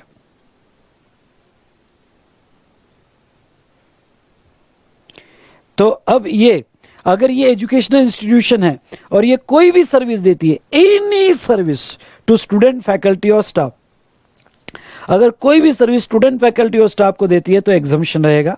फिर कोई भी हो, फिर वो यहाँ पे एजुकेशन फीस हो, लैब चार्जेस हो, ट्रांसपोर्टेशन चार्जेस हो, कैटरिंग हो, स्टूडेंट, फैकल्टी और स्टाफ को कोई भी सर्विस दिया जाए तो टैक्स होगा, लेकिन सॉरी एग्जम्पशन होगा। लेकिन अगर इनके अलावा सर्विस दी तो टैक्स आएगा। लाइक कि ऑडिटोरियम रेंट पे दिया गया, प्लेसमेंट सर्विस, फ्रेंचाइजी सर्विस, मतलब कोई भी ऐसी सर्विस जो स्टूडेंट, फैकल्टी और स्टाफ को नहीं है तो उसके ऊपर टैक्स लगा दिया जाएगा। उसके बाद में हाँ, ये तो हमने देखा कि ये जो सर्विसेज दे रहे हैं उसको एग्जम्पशन है। ओके, अब ख्याल रहे एजुकेशन इंस्टीट्यूशन में प्राइवेट कोचिंग क्लासेस नहीं आते तो उसके ऊपर तो ऑब्वियसली टैक्स आना है। अब ये जो सर्विसेज लेते हैं, आई रिपीट, ये सर्विसेज लेते हैं तो कहाँ का एग्जम्पशन है?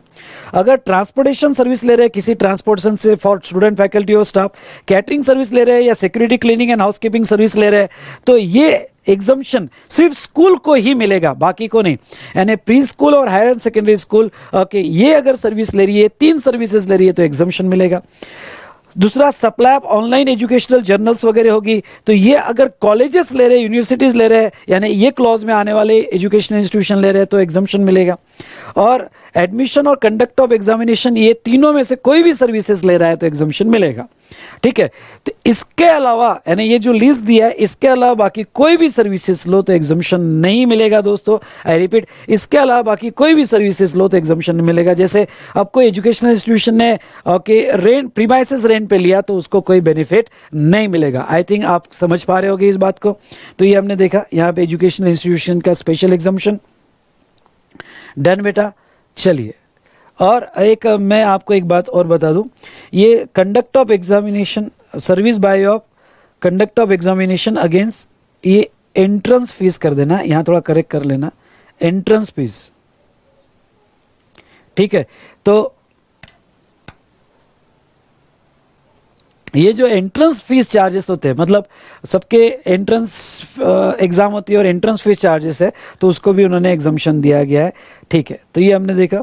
स्पोर्ट्स सेक्टर में ये पहला वाला ही अच्छे से पढ़ के जाना है, बाकी कोई इतने इंपॉर्टेंट नहीं है। ओके, स्पोर्ट्स सेक्टर में देखो, service provided to recognise sport body by individual as a player, मतलब कोई भी इंडिविजुअल प्लेयर, रेफरी, ये लिस्ट लर्न करना है, referee, umpire, coach, team manager, इतने ही लोग, इसके अलावा दूसरे कमेंटेटर वगैरह होगा तो टैक्सेबल, ये लोग अगर रिकॉग्नाइज स्पोर्ट बॉडी को, I repeat, recognise sport body को सर्विस दे फॉर पार्टिसिपेशन इन इवेंट, तो एग्जम्प्ट रहेगा।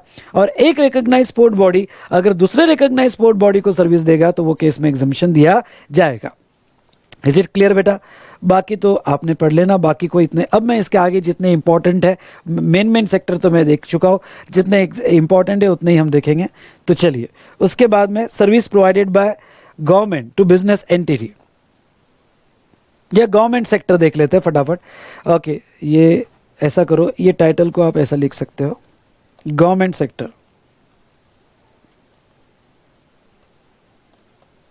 ठीक है। गवर्नमेंट सेक्टर देखो, एक तो है आरबीआई, आरबीआई किसी को भी सर्विस दे, कोई भी सर्विस दे एग्जाम पर, देखो service provided by RBI exam, service provided to RBI exam नहीं है।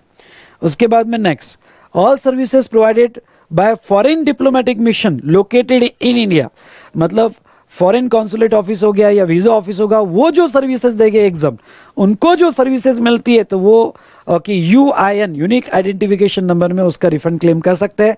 पर अगर वो जो सर्विसेज देंगे एग्जाम्प्ट है। उसके बाद में आपके टोल चार्जेस एग्जाम्प्ट रहेंगे, फिर वो एन्युटी टोल चार्जेस भी होंगे तो एग्जाम्प्ट रहेंगे। Now all services provided by government, अब मैं थोड़ा ध्यान से सुनना, एक चार्ट जो मैं रेगुलर क्लास में भी आपको पढ़ाता था, वो चार्ट में लेना चाहूंगा गवर्नमेंट सेक्टर का। देखिए,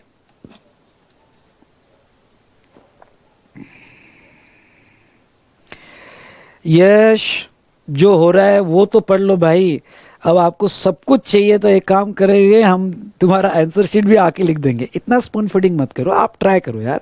कोई प्रॉब्लम आ रहा है, नहीं समझ में आ रहा है तो फिर आप ओके यहाँ पे तो एमसीक्यू, कस्टम्स और एफटीपी, अरे खुद तो कुछ करो, सब रिवाइज करके मिलेगा, मैं जितना मेरे से होगा उतना करके दूंगा।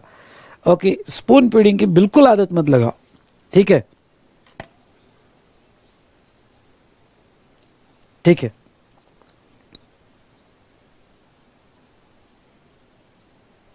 एक मेमोरी टेक्निक किसी ने भेजी है, अनु ने, प्रेम चोपड़ा की सर्विसेज, वो जो स्पोर्ट वाला था, P for player, R for referee, E for umpire, M for manager और सी फॉर कोच।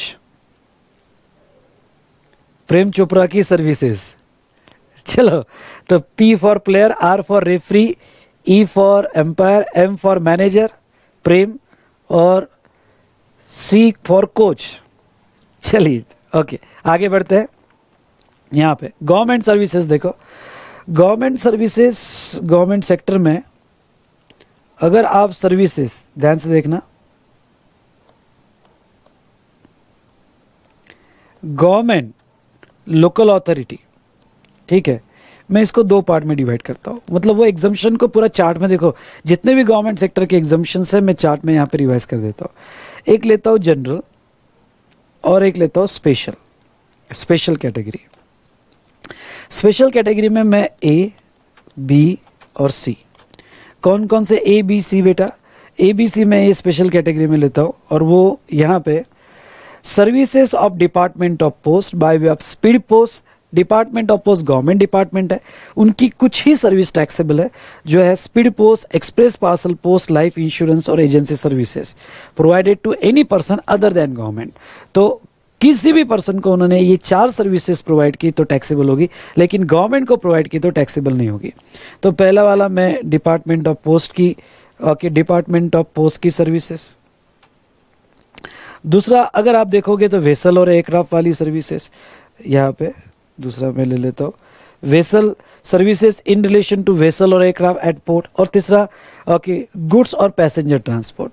ये मैं स्पेशल में ले लेता हूँ, वेसल और एयरक्राफ्ट और गुड्स और पैसेंजर ट्रांसपोर्ट। पैसेंजर ये मैं तीन, वैसे तो सभी गवर्नमेंट की सर्विसेज ये एग्जाम्पशन के हिसाब से एग्जम्प्ट रहेगी, लेकिन ये तीन कैटेगरी वाली और एक फोर्थ मैं बाद में लूंगा, तो ये तीन कैटेगरी वाली सर्विसेज ये टैक्सेबल ही होगी। तो डिपार्टमेंट ऑफ पोस्ट की वो चार सर्विसेज, वेसल एयरक्राफ्ट से रिलेटेड और गुड्स और passenger of transportation services by government, ये टैक्सेबल होगी। लेकिन गुड्स और पैसेंजर के जो सेक्टर हमने पहले देखा एग्जम्पशन का, उसमें एग्जम्पशन होगा तो मिल जाएगा। जैसे गवर्नमेंट का अगर रेलवे सेक्टर है तो सिर्फ एसी क्लास फर्स्ट क्लास ही टैक्सेबल होगी। तो इन शॉर्ट ये एंट्री आपने ट्रांसपोर्ट सेक्टर के साथ रीड करना है, तो वो सर्विसेज टैक्सेबल होगी। और ये टैक्सेबल जो होगी ये फॉरवर्ड चार्ज में ही आएगी, ध्यान से सुनना, ये फॉरवर्ड चार्ज में ही आएगी, ये रिवर्स चार्ज में नहीं आएगी। मतलब ये किसी को भी दे, बिजनेस एंटिटी को दे, छोटे बच्चे को दे, कोई भी पब्लिक को दे, स्पीड पोस्ट है, एक्सप्रेस पार्सल पोस्ट है, ऑलवेज अंडर फॉरवर्ड चार्ज, इसको रिवर्स चार्ज नहीं आएगा गवर्नमेंट सर्विस को। अब जनरल, अगर गवर्नमेंट सर्विस पब्लिक, ये मेरे क्लासिफिकेशन पब्लिक और बिजनेस एंटिटी। अब सुनो, अगर गवर्नमेंट सर्विस जो है यहाँ पे पब्लिक को जा रही है तो ऑल सर्विसेज एग्जम्प्टेड।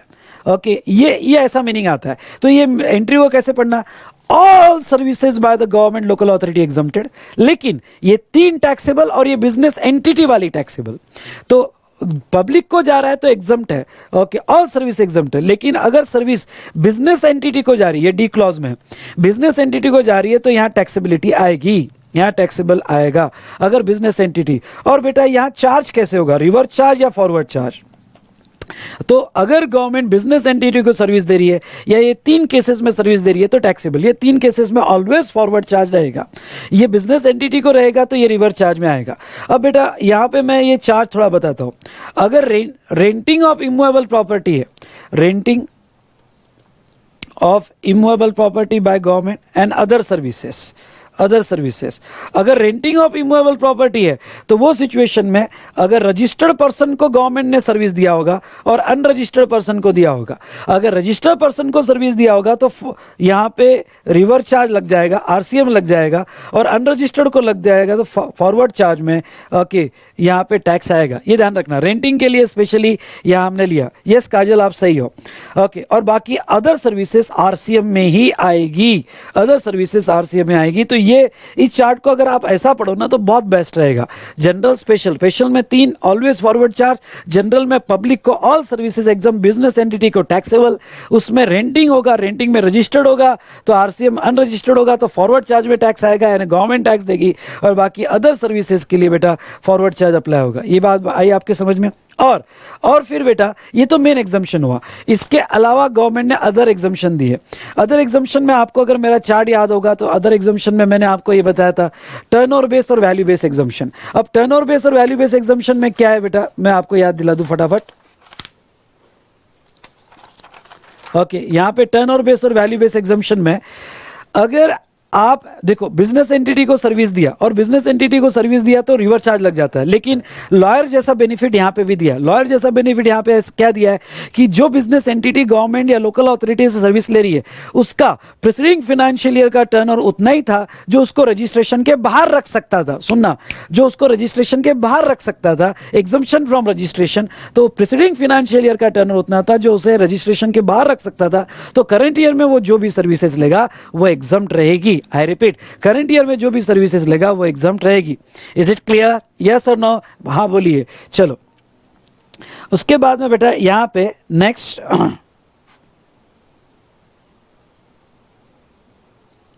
चलो ये दूसरा एक वैल्यू बेस एग्जाम्पशन दिया है। वैल्यू बेस एग्जाम्पशन कितना दिया है कि अगर गवर्नमेंट ने कोई सर्विस दी, ध्यान से सुनना, गवर्नमेंट ने सर्विस दी और वो सर्विस की इनवॉइस वैल्यू अगर 5,000 से कम है, इनवॉइस वैल्यू 5,000 या उससे कम है तो वो इनवॉइस पे एग्जम्प्ट रहेगा। फिर वो किसी को भी दे, यानी कोई बड़ी बिजनेस एंटिटी का जिसका टर्नओवर 200-300 करोड़ है पर गवर्नमेंट से सर्विस ली और इनवॉइस बेस पर अगर अमाउंट 5,000 से कम है तो एग्जम्पशन मिलेगा।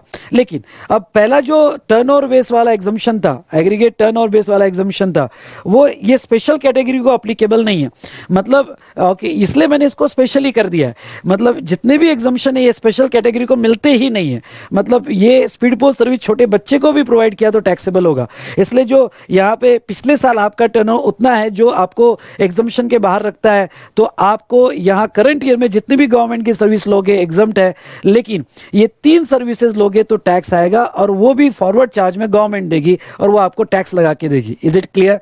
दूसरा, ये जो यहाँ पे टर्नओवर वाला एग्जम्पशन है ये रेंटिंग को अप्लीकेबल नहीं होगा।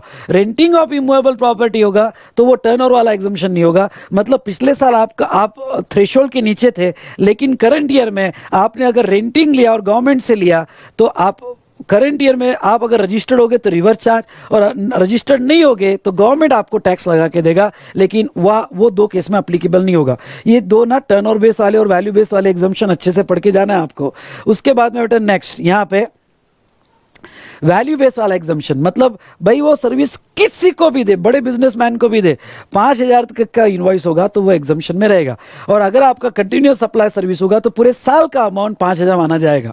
और अगर आपका कंटिन्यूअस सप्लाई सर्विस नहीं होगा तो पर इनवॉइस 5,000 माना जाएगा। और ये एग्जम्पशन ये स्पेशल कैटेगरी वालों को अप्लीकेबल नहीं है। मतलब 5,000 का इनवॉइस अगर स्पीड पोस्ट का बनता है, 5,000 क्या 50 रुपए का भी स्पीड पोस्ट का बनता है तो उसके ऊपर जीएसटी लगाया जाएगा। आई रिपीट, उसके ऊपर जीएसटी लगाया जाएगा। उसके बाद में बेटा नेक्स्ट अगर हम बात करें तो नेक्स्ट यहां पे, ठीक है, नेक्स्ट अगर हम बात करें तो नेक्स्ट अगर हम यहां पे देखें तो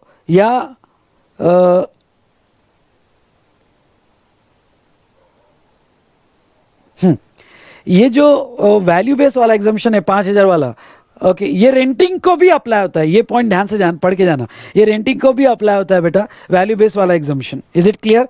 चलिए तो ये टर्नओवर बेस वैल्यू बेस वाला एग्जम्पशन हम पढ़ के गए। उसके बाद में registration fees under any act या फिर कैलिब्रेशन सेफ्टी चेक वगैरह, तो देखो ये turnover base value base exemption हुए। दूसरा जो है यार रजिस्ट्रेशन बेस एग्जम्पशन में रजिस्ट्रेशन फीस अगर किसी एक्ट में लगती है तो वो एग्जम्प्ट है। टेस्टिंग कैलिब्रेशन चार्जेस वो एग्जम्प्ट है। उसके बाद में passport, visa, driving licence, birth certificate, death certificate, वो वाले एग्जम्पशंस यहाँ पे दिए। मैंने कवर किए बेटा एग्जम्पशन सब, वो आप अच्छे से पढ़ के जाना जो अलग से एग्जम्पशंस दिए हैं।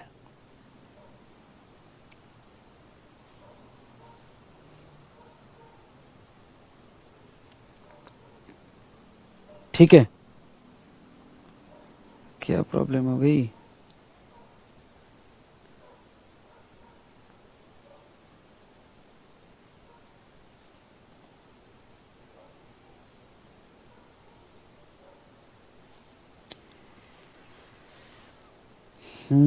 जस्ट अ मिनट बेटा।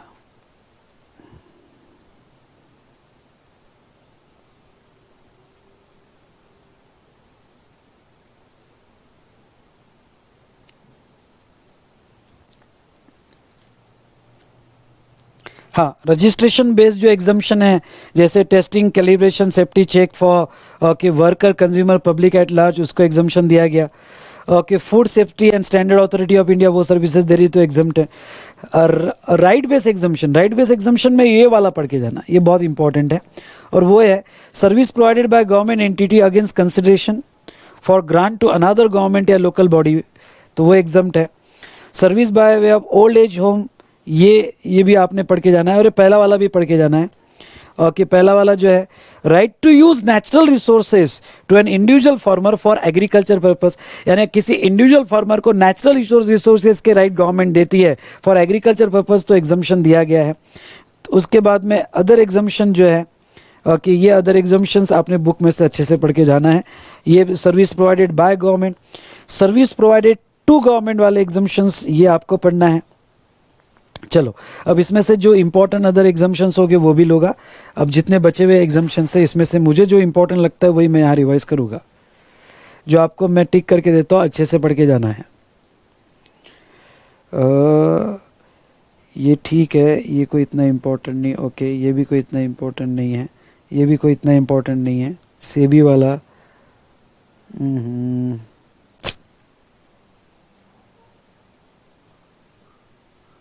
अरे यार क्या हो गया,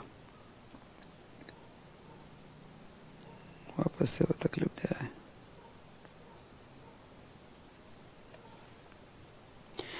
ये transmission and distribution of electricity वाला बाय एटीडीयू।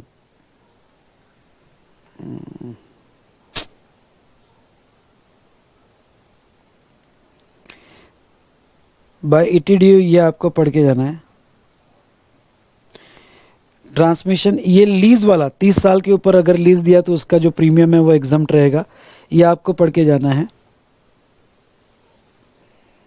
ठीक है, चलो यहाँ एक लीज वाला आपको, मैं मेरे इसमें आ जाता हूँ। उसके बाद में राइट साइड में अगर आप चार्ट में आते हो तो अब आते हैं हम कंस्ट्रक्शन सेक्टर पे।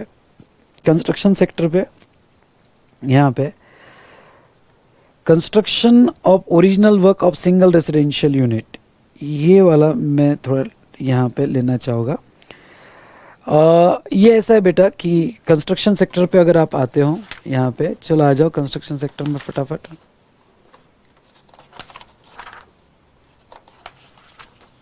हाँ, वो क्या कहते हैं कि आप अगर अपना सिंगल हाउस बनाते हो, सिंगल रेसिडेंशियल यूनिट, यानी आपका इंडिविजुअल प्लॉट है और वो इंडिविजुअल प्लॉट पे आप सिंगल रेसिडेंशियल यूनिट बनाना चाहते हो, तो आप उसके लिए जो कंस्ट्रक्शन सर्विस लोगे, बुक में से पढ़ के जाना, बहुत ही शॉर्ट सिंपल इसमें दिया है मैंने, ये थोड़ा बुक में से पढ़ के जाना।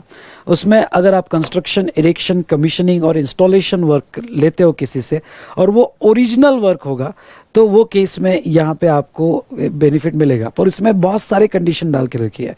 पहले तो अपना खुद का एक घर बांधने के लिए वो लेबर कॉन्ट्रैक्ट को ही एग्जम्पशन मिलेगा, मतलब वर्क्स कॉन्ट्रैक्ट नहीं होना चाहिए, प्योरली लेबर कॉन्ट्रैक्ट होना चाहिए।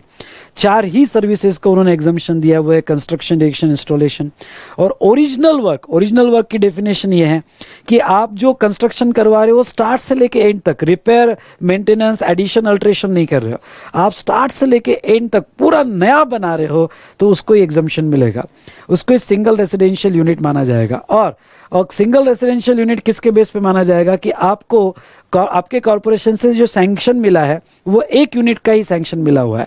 मतलब आपका अगर आपका फ्लैट अगर कोई बिल्डर के स्कीम में होगा तो फिर वो सिंगल रेसिडेंशियल यूनिट नहीं है, वहां बिल्डर आपको जीएसटी लगाएगा। या 3 भाई मिलकर एक बिल्डिंग बना रहे हैं, 3-4 भाई मिलकर एक बिल्डिंग बना रहे हैं और और एक ही बिल्डिंग में एक से ज़्यादा यूनिट अलग अलग सैंक्शन किए, तो वो सिंगल रेसिडेंशियल यूनिट नहीं माना जाएगा। ओके, हाँ, लेकिन एक सिंगल प्लॉट पे यहाँ पे अंबानी है, तो ये मुकेश अंबानी अगर अपना बहुत बड़ा बंगलो मान ले पर एक ही सैंक्शन है, तो वो भी सिंगल रेसिडेंशियल यूनिट माना जाएगा और उसको वो कंस्ट्रक्शन के लिए जो प्योर लेबर कॉन्ट्रैक्ट है, कंस्ट्रक्शन, इरेक्शन, इंस्टॉलेशन, तो उसको यहाँ पे बेनिफिट मिल जाएगा। तो ये था रिगार्डिंग टू यहाँ सिंगल रेसिडेंशियल यूनिट। हाँ, ये पढ़ के जाना बेटा 41A 41B TDR FSI long term lease. Okay, उसको एग्जम्पशन दिया गया है, तो ये अच्छे से पढ़ के जाना है। ओके, नेक्स्ट, ये मैंने वैल्यूएशन का जब क्लैरिफिकेशन पढ़ा है उसमें मैंने पढ़ाया हुआ है कि एग्जम्पशन कैसे मिलता है, तो आप जब क्लैरिफिकेशन देखोगे, अमेंडमेंट्स देखोगे, तो उसमें मैंने कवर किया हुआ है। उसके बाद में लाइफ इंश्योरेंस सेक्टर में ठीक है, इतने कोई इंपॉर्टेंट एग्जम्पशन नहीं है। हाँ, ये 77 नंबर का, इसकी क्लैरिफिकेशन भी अच्छे से आपको पढ़ के जाना है। Service by housing society up to an amount 7,500 rupees per month per member for sourcing of goods or services from third person for a common use of its member in a housing society or residential complex. Simple word में residential welfare housing society होगी। I repeat, residential welfare housing society होगी। तो residential welfare housing society को यहाँ exemption दिया गया है और वो रेसिडेंशियल वेलफेयर हाउसिंग सोसाइटी को जो एग्जम्पशन इन्होंने दिया है वो अगर उसका मंथली मेंटेनेंस चार्जेस जो रिम्बर्समेंट एक्सपेंसेस है 7,500 या उससे कम हो गए तो वो जो है उसको एग्जम्पशन उन्होंने दिया है। लेकिन आपके मंथली मेंटेनेंस चार्जेस 7,500 से ज़्यादा हो गए तो पूरा टैक्सेबल होगा। मतलब मंथली मेंटेनेंस चार्जेस अगर 9,000 रुपये होगा तो पूरा टैक्सेबल होगा। इससे रिलेटेड क्लैरिफिकेशन भी आया बेटा, तो वो अमेंडमेंट में भी कवर है और मेरा क्लैरिफिकेशन से लेक्चर में भी कवर्ड है, तो वो क्लैरिफिकेशन भी आपको अच्छे से पढ़ के जाना है। तो ये वाला एंट्री विथ क्लैरिफिकेशन आपको अच्छे से पढ़ के जाना है। उसके बाद में तो ऐसा कोई खास एंट्री नहीं है। हाँ, ये अब जितने भी एग्जाम्शन हमने पहले देखे ये दोनों एक्ट में, मतलब क्या बेटा, ये CGST, SGST और IGST सबके एग्जाम्शन है। और अब इसके आगे जो एग्जाम्शन है ये स्पेशली IGST एक्ट के हैं, स्पेशली IGST एक्ट है। ये पहला वाला एग्जाम्शन जो है बेटा, ये जो है ना, ये अच्छे से पढ़ के जाना। मैं आपको ये पहला वाला एग्जाम्शन बता दूं। ये पहला वाला एग्जाम्शन ये है बेटा, ओके, यहाँ पे कि अगर सर्विस प्रोवाइडर बाहर है, सुनना ध्यान से, अगर सर्विस प्रोवाइडर बाहर है और लेने वाला इंडिया में है, आई रिपीट, सर्विस लेने वाला इंडिया में है तो रिवर्स चार्ज लगता है। पर कुछ लोग अगर ये सर्विसेज लेते हैं तो उसको एग्जाम्शन मिलेगा। पहला, अगर गवर्नमेंट ये सर्विसेज लेता है, लोकल अथॉरिटी ये सर्विस लेता है, या कोई इंडिविजुअल ये सर्विस लेता है जो बिजनेस के लिए नहीं ले रहा है। हाँ, मानते हैं कि वो जो इंडिविजुअल सर्विस ले रहा है वो इंपोर्ट सर्विस है, फॉर कंसिडरेशन भी होगी, तो उसके ऊपर 7(1) में वो सप्लाई बोला है, इवन दो सप्लाई बोला है, पर इंडिविजुअल ये प्रूव कर दे कि हाँ मैं पैसा दे रहा हूं पर नॉट फॉर बिजनेस ले रहा हूं, वो बिजनेस पर्पस के लिए नहीं है, या गवर्नमेंट जो सर्विस ले रहा है वो बिजनेस पर्पस के लिए नहीं है, तो वो सिचुएशन में यहां एग्जम्पशन मिलेगा। दूसरा, अगर ये सर्विस बाहर वाले से चैरिटेबल ट्रस्ट ले रही है तो रिवर्स चार्ज में कोई टैक्स नहीं आएगा। तीसरा, अगर यहाँ पे एजुकेशनल जर्नल्स से रिलेटेड होगी और कॉलेज यूनिवर्सिटीज ले रहा होगा तो एग्जम्पशन मिलेगा। और चौथा बेटा, अगर सर्विस लेने वाला भी इंडिया के बाहर है, यानी सर्विस प्रोवाइड करने वाला भी इंडिया के बाहर है और सर्विस लेने वाला भी इंडिया के बाहर है, क्यों ना सर्विस इंडिया में दी होगी, वो एग्जम्पशन मिलेगा। इज इट क्लियर बेटा? तो ये एग्जामिशन अलग अलग पर्पस के हिसाब से मैंने आपको ये कहा। तो पर इसके दो एक्सेप्शन है। ठीक है कि बाहर वाला जो है सर्विस दे रहा है, लेने वाला गवर्नमेंट, इंडिविजुअल है या चैरिटेबल ट्रस्ट है, पर अगर वो OIDAR सर्विस होगी, आई रिपीट, अगर वो बेटा OIDAR सर्विस होगी यहाँ पे, तो उसको यहाँ पे A और B डाल देना, B भी है, A और B, मतलब A मतलब क्या बेटा, गवर्नमेंट, और B मतलब चैरिटेबल सर्विस। तो गवर्नमेंट या इंडिविजुअल OIDAR सर्विस ले रहा है, फिर क्यों ना वो अदर देन बिजनेस के लिए ले रहा हो। तो वो सिचुएशन में OIDAR का डिस्कशन हमने किया था, वो सिचुएशन में अगर ये NTOR, इसको NTOR कहते हैं, तो NTOR ये सर्विस ले तो फॉरवर्ड चार्ज में सामने वाला टैक्स देगा। और बेटा अगर shipping company transportation of good service देगी तो इंपोर्टर उसका टैक्स देगा। तो ये दो एक्सेप्शंस आपको अच्छे से पढ़ के जाना है बेटा। तो ये एक एग्जम्पशन है। बाकी ये नेपाल भूटान वाला आपने अच्छे से पढ़ लेना है। RBI को management of foreign exchange service दिया तो एग्जाम्प्ट है, ठीक है। तो ये थोड़े एग्जाम्पशंस IGST के आपने अच्छे से पढ़ लेना है। तो बेटा मैं फिर से कहता हूँ कि मैंने यहाँ एग्जाम्पशन कवर करने की कोशिश किया है, पर नोट्स के साथ साथ एक बार पढ़ना है आपको। अगर कोई एग्जाम्पशन यहाँ बहुत ही शॉर्ट में लगता है तो वो जो है आपको यहाँ पे वो एग्जाम्पशन आपको स्टिकी नोट लगा के एडिशनल उसमें ऐड करके अपने पॉइंट्स को कवर करना है। ठीक है दोस्तों, यस और नो? तो यहाँ हमारा एग्जाम्पशन चैप्टर खत्म होता है। अब आपके डाउट्स, आज का सेशन जो है ये यहीं रुकेंगे। आगे हम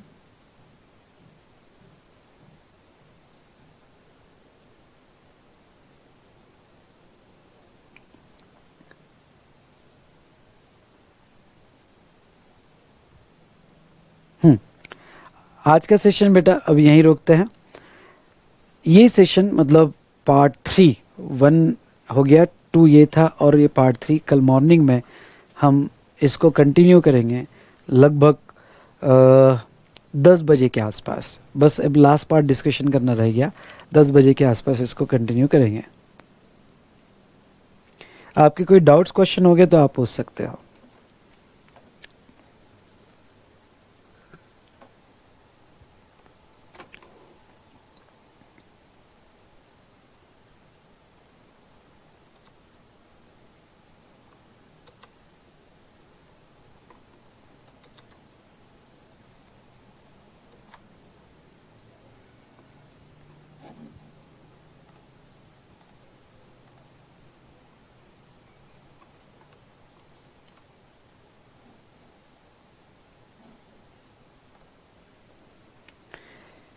Himanshu, I gave MTP paper few days back. Now able to recollect the points and got the marks between 50 to 60. Please suggest how can I improve. Himanshu, जितने आप ICI के एडिशनल क्वेश्चंस या मेरा क्वेश्चन सॉल्व करोगे, जितना ज़्यादा जो तरीके से मैंने कहा उतना आप अच्छे से इम्प्रूव कर पाओगे. पॉइंट्स निकालो आंसर पढ़ के. आंसर पढ़ के ज़्यादा से ज़्यादा पॉइंट्स निकालोगे तो आपको हेल्प होगा.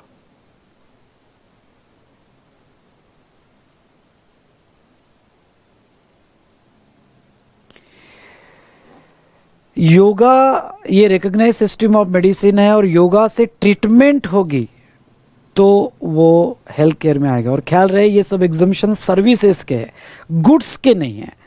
ठीक है, तो हम सर्विसेज की बात कर रहे हैं, गुड्स के एग्जम्पशंस नहीं है सभी.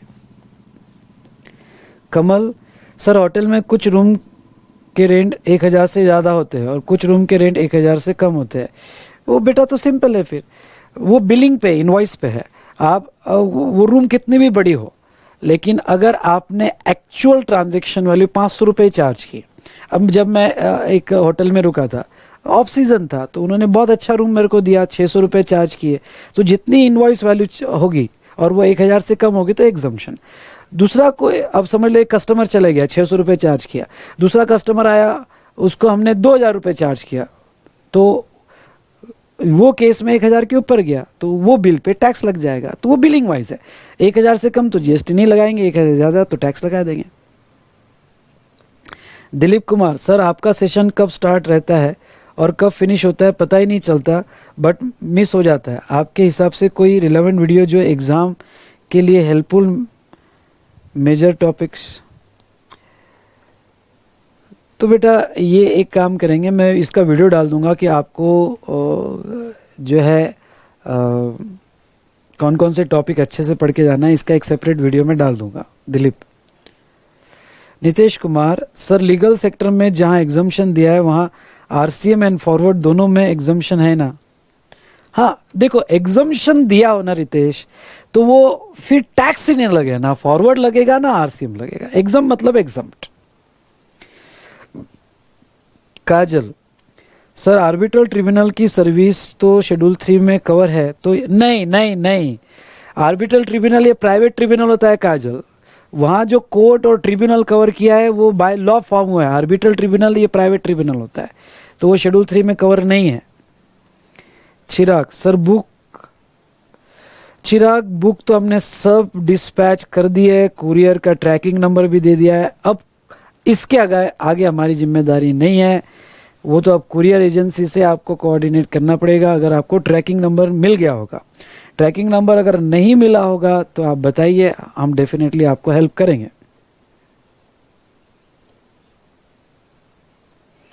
Sonu thank you.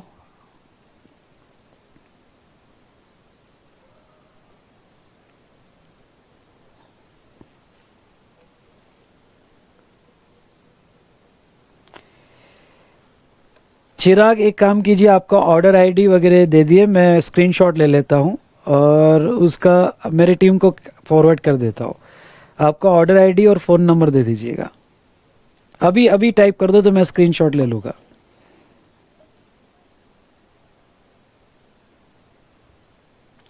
निधि, मैंने एक डिस्कशन के टाइम कहा था कि इंडिविजुअल एडवोकेट किसी को भी सर्विस दे, फिर वो अनादर इंडिविजुअल एडवोकेट हो या सीनियर हो, वो एग्जम्प्ट ही रहेगा.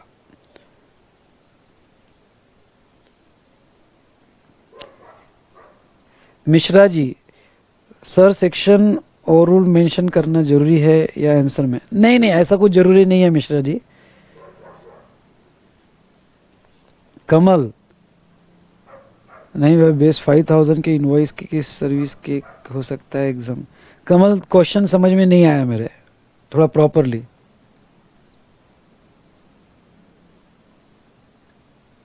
Thank you Nishant. हिमांशु का क्वेश्चन बड़ा अच्छा है कि सर मैं पास पेपर सॉल्व करूं क्या? पास पेपर क्या 2 साल के आईसीआई के एडिशनल क्वेश्चन या क्वेश्चन पेपर, मेरे क्वेश्चन है में आखिरी के क्वेश्चन सब पास पेपर के एग्जामिनेशन क्वेश्चन है।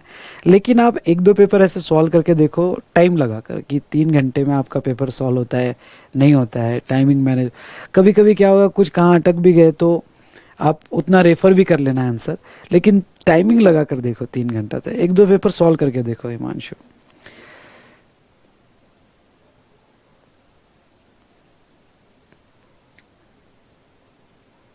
चिराग आपका ये भेजो ऑर्डर आईडी। अमृत जीएसटी पढ़ने में मजा आ रहा है, thank you. Satyam, is there any separate exemption to old age home for a service for less than 1000? जितने भी एग्जामिशन है सत्यम दिए हुए हैं, आप बुक में से पढ़ लो, ऐसा कोई सेपरेट नहीं है। रिंकल,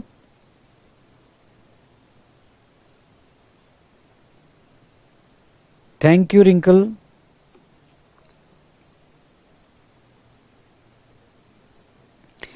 कमल, 5,000 की लिमिट जो गवर्नमेंट को दी गई है वो सभी सर्विसेज के लिए है, एक्सेप्ट जो स्पेशल वाली है। स्पेशल वाली मतलब पोस्ट वगैरह, वो छोड़ के बाकी कोई भी सर्विसेज गवर्नमेंट दे, अगर वो कंटिन्यूस सप्लाई नहीं होगी तो पर इनवॉइस 5,000 है, उससे एग्जम्प्ट है, और कंटिन्यूस होगी तो पूरे साल का 5,000 है। अमेंडमेंट पे बेटा 5 से 10 मार्क का आता है दिलीप।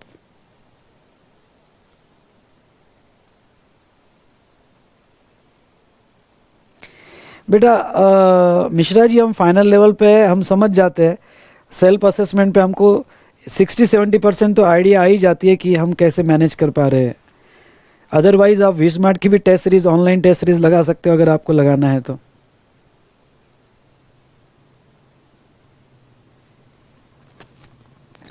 थैंक यू सत्यम।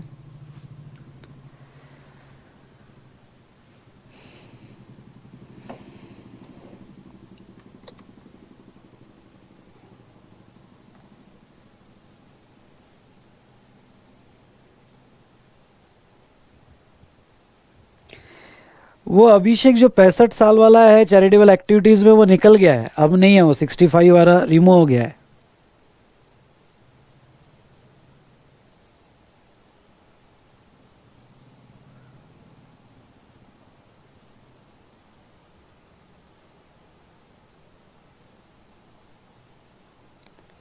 पाँच हजार, कमल 5,000 से ज़्यादा होगा वैल्यू तो फिर वो दूसरा वाला एग्जामिशन लगता है कि पिछले साल आपका अगर थ्रेशोल्ड के नीचे होगा तो फिर आप वो क्राइटेरिया में ही एग्जामिशन ले सकते हो, अदरवाइज टैक्स देना पड़ता है। हिमांशु, थैंक यू बेटा। भागीरथ, सर टेस्ट सीरीज का पोस्टपोन होगा। हाँ, मैं सबको एक, अगर वी स्मार्ट में आपने टेस्ट सीरीज लगाई हो और पोस्टपोन होगा तो कुछ बेनिफिट्स हम आगे देंगे आपको, डेफिनेटली पूरा तो चार्ज नहीं करेंगे। अगर आपने पेपर ऑप्ट कर दिए होगे तो फिर आपको थोड़ी बहुत फीस लगेगी नेक्स्ट टाइम, लेकिन अगर आपने ऑप्ट ही नहीं किया, कोई पेपर ही नहीं दिया, तो वो पोस्टपोन हो जाएगी नेक्स्ट नवंबर के लिए बिना फीस के।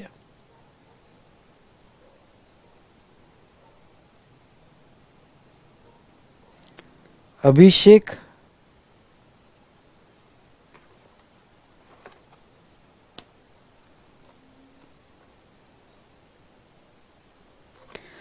अच्छा अभिषेक जो है आप बोल रहे हो person over the age of 65 residing in rural area, हाँ वो क्लॉज अभी भी है। Advancement of educational programme and skill development होगा, तो मैंने पहले क्या था 65 वालों के लिए बहुत सारे क्लॉजेस थे, लेकिन अभी अभिषेक सिर्फ स्किल डेवलपमेंट प्रोग्राम वो है, वो एक छुपा हुआ पॉइंट बराबर आपने निकाला, वो आरटीपी में है कि स्किल डेवलपमेंट प्रोग्राम होगा और 65 साल के ऊपर वालों के एज के लिए होगा, तो उसको जो है यहाँ पे यस एग्जम्पशन रहेगा।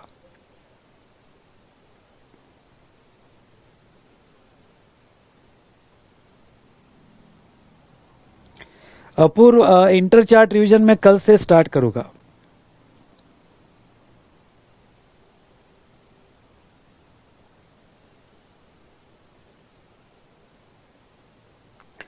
रिंकल, सर मूवी टिकट 300 की तो जीएसटी लगता है। यस बेटा, क्योंकि सिनेमाटोग्राफिक फिल्म जो है या सिनेमा उन्होंने वो लिस्ट में नहीं है, उसमें सर्कस ड्रामा वगैरह है, सिनेमा नहीं है। इसलिए सिनेमा तो 2 रुपए की टिकट भी होगी तो भी लगेगा। सुरेंद्र, सर अमेंडमेंट कौन से टाइम पीरियड तक का एग्जाम के लिए कंसीडर किया जाता है? बेटा इवन दो आपकी एग्जाम पोस्टपोन हुई तभी आपका कट ऑफ डेट अमेंडमेंट का 30 अक्टूबर 2019 ही रहेगा। 30 अक्टूबर 2019 ही रहेगा।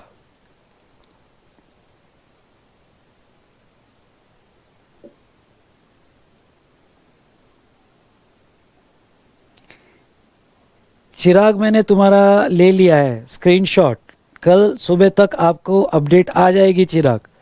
डन।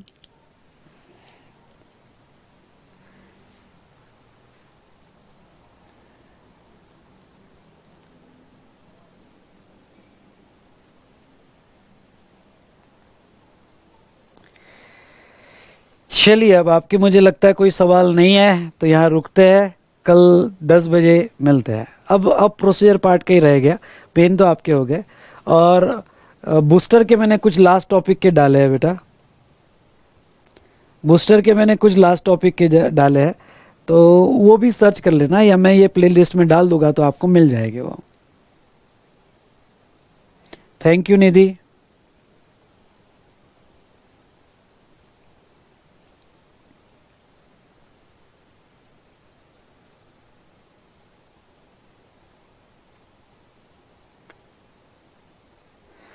दिलीप कुमार, नाम अच्छा है। दिलीप कुमार, एग्ज़ाम होने के चांसेस तो मुझे बहुत कम लगता है, पर मैं सुप्रीम कोर्ट के डिसीजन का वेट कर रहा हूँ जो जुलाई में ऑप्ट कर रहा है। तो पर ये है यार, सुप्रीम कोर्ट का जो डिसीजन आ रहा है ऑप्ट आउट ऑप्शन वाला, अच्छा डिसीजन है, और हमारी इंस्टीट्यूट अगर मान गई तो डेफिनेटली आपका बहुत फ़ायदा होगा। देखते हैं अब वो डिसीजन क्या है। बहुत सारे वीडियोस है यूट्यूब पे, बहुत से यूट्यूबर्स है, उनके देख लेना। ठीक है।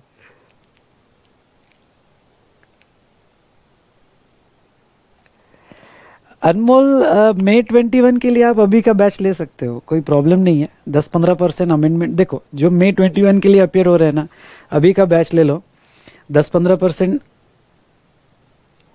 अमेंडमेंट रहेगी तो वो आपको बाद में समझ जाएगी, डोंट वरी फॉर दैट। और अमेंडमेंट्स तो ज़्यादा अच्छे से समझती है, क्यों? क्योंकि पुरानी प्रोविजन क्या आती है और गवर्नमेंट ने क्यों अमेंड किया, उसमें बड़ा मज़ा आता है। तो डोंट वरी, आप अभी का बैच ले लो। अहमद, सर आपका CA inter fast track YouTube classes से बहुत फ़ायदा हुआ है, I have got exemption. Great Ahmed, congrats. मैं ये चाहूँगा कि आप सीए बनो और मुझे बताओ, यही मेरी असेट है। नहीं अनु, मैं डीमोटिवेट नहीं कर रहा हूँ यूट्यूबर्स को। उन्होंने इन्फॉर्मेशन जहाँ तक है वो बहुत अच्छे देते हैं, लेकिन कैसा है, बहुत से स्टूडेंट्स सवाल पूछते हैं, बहुत से स्टूडेंट्स ये एक्सपेक्ट करते हैं कि एज अ टीचर यूट्यूबर हो, तो वो मेरे से नहीं हो पाता है। मैं सोशल मीडिया में बहुत कम रहता हूँ अनु, पर आपको बुरा लगा होगा तो एक्सट्रीमली सॉरी फॉर दैट। लेकिन जो स्टूडेंट मेरे से एक्सपेक्ट करते हैं तो उनके बारे में मैं कह रहा हूँ। चलो आगे बढ़े।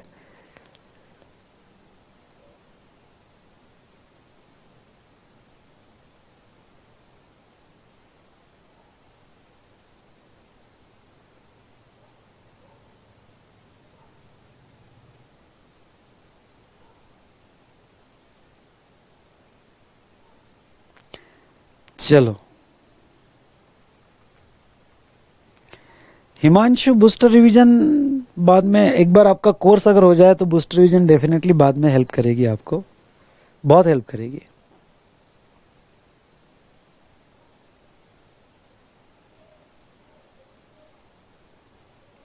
अच्छा अच्छा अनु, नहीं सर, यूट्यूबर्स तो हमें डिमोटिवेट कर रहे हैं कि एग्ज़ाम नहीं होगी। अनु एक बात कहूँ क्या, देखो हमें पढ़ना है, जब तक सीए नहीं बनते तब तक पढ़ना है। और क्या है कि आप तो दिमाग में लेके चलो एग्ज़ाम होगी, नुकसान नहीं होगा, फ़ायदा ही होगा, हमारी स्टडी आप टच में रहोगे। तो एग्ज़ाम होगी नहीं होगी, अपनी पढ़ाई चालू रखो, क्योंकि सीए बनने तक आपके पास कोई ऑप्शन नहीं, और पढ़ाई कभी वेस्ट नहीं जाएगी, मेरी ये बात ध्यान रखना। तो आप पढ़ाई ज़रूर करो। यस रिंकल, मैं समझ गया हूँ। अब मई 2020, ईयर 2020 बेटा बहुत सिखा के जाएगा ये साल।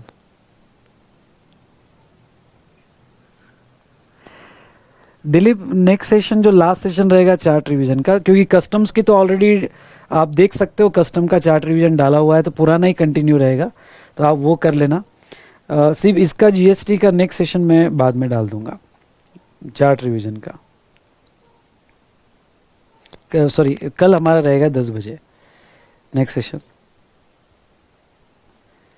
लॉ प्लस आईडीटी कम्बो कैसे बनेगा बेटा? फर्स्ट ग्रुप और सेकंड ग्रुप के अलग अलग है।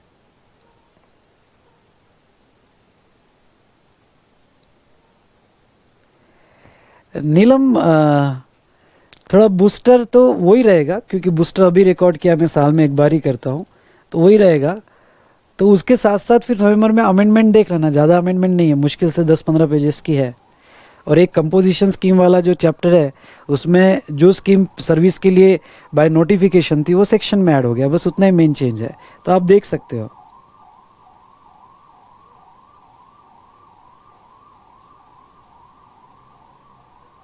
एग्जामिशन बेटा ऐसा स्पेशल नहीं आता है, एक प्रैक्टिकल प्रॉब्लम में एडजस्टमेंट्स आती है एग्जामिशन से रिलेटेड, तो उसके मार्क्स रिलेटेड हम कुछ नहीं कह सकते। चलिए, एग्जाम को कैसे प्रिपेयर करना, क्या करना, उसका टाइम टेबल, उसका शेड्यूल में सेपरेट वीडियो बनाऊंगा, यहाँ हम रुकते हैं। वैसे मैं यूट्यूब पे आते रहूँगा आपके क्वेश्चन डाउट्स वगैरह सॉल्व करने के लिए।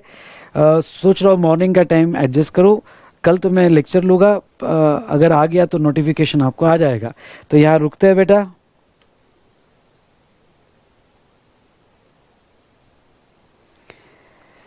नवंबर 20 में कुछ ऐड हो गए सीबीआईसी सर्कुलर में, ठीक है। चलो यहाँ रुकते हैं। Thank you, all the best, अपना पूरा ध्यान रखो, stay at home, stay safe, अपना और अपने फैमिली का पूरा ध्यान रखिएगा। चलिए।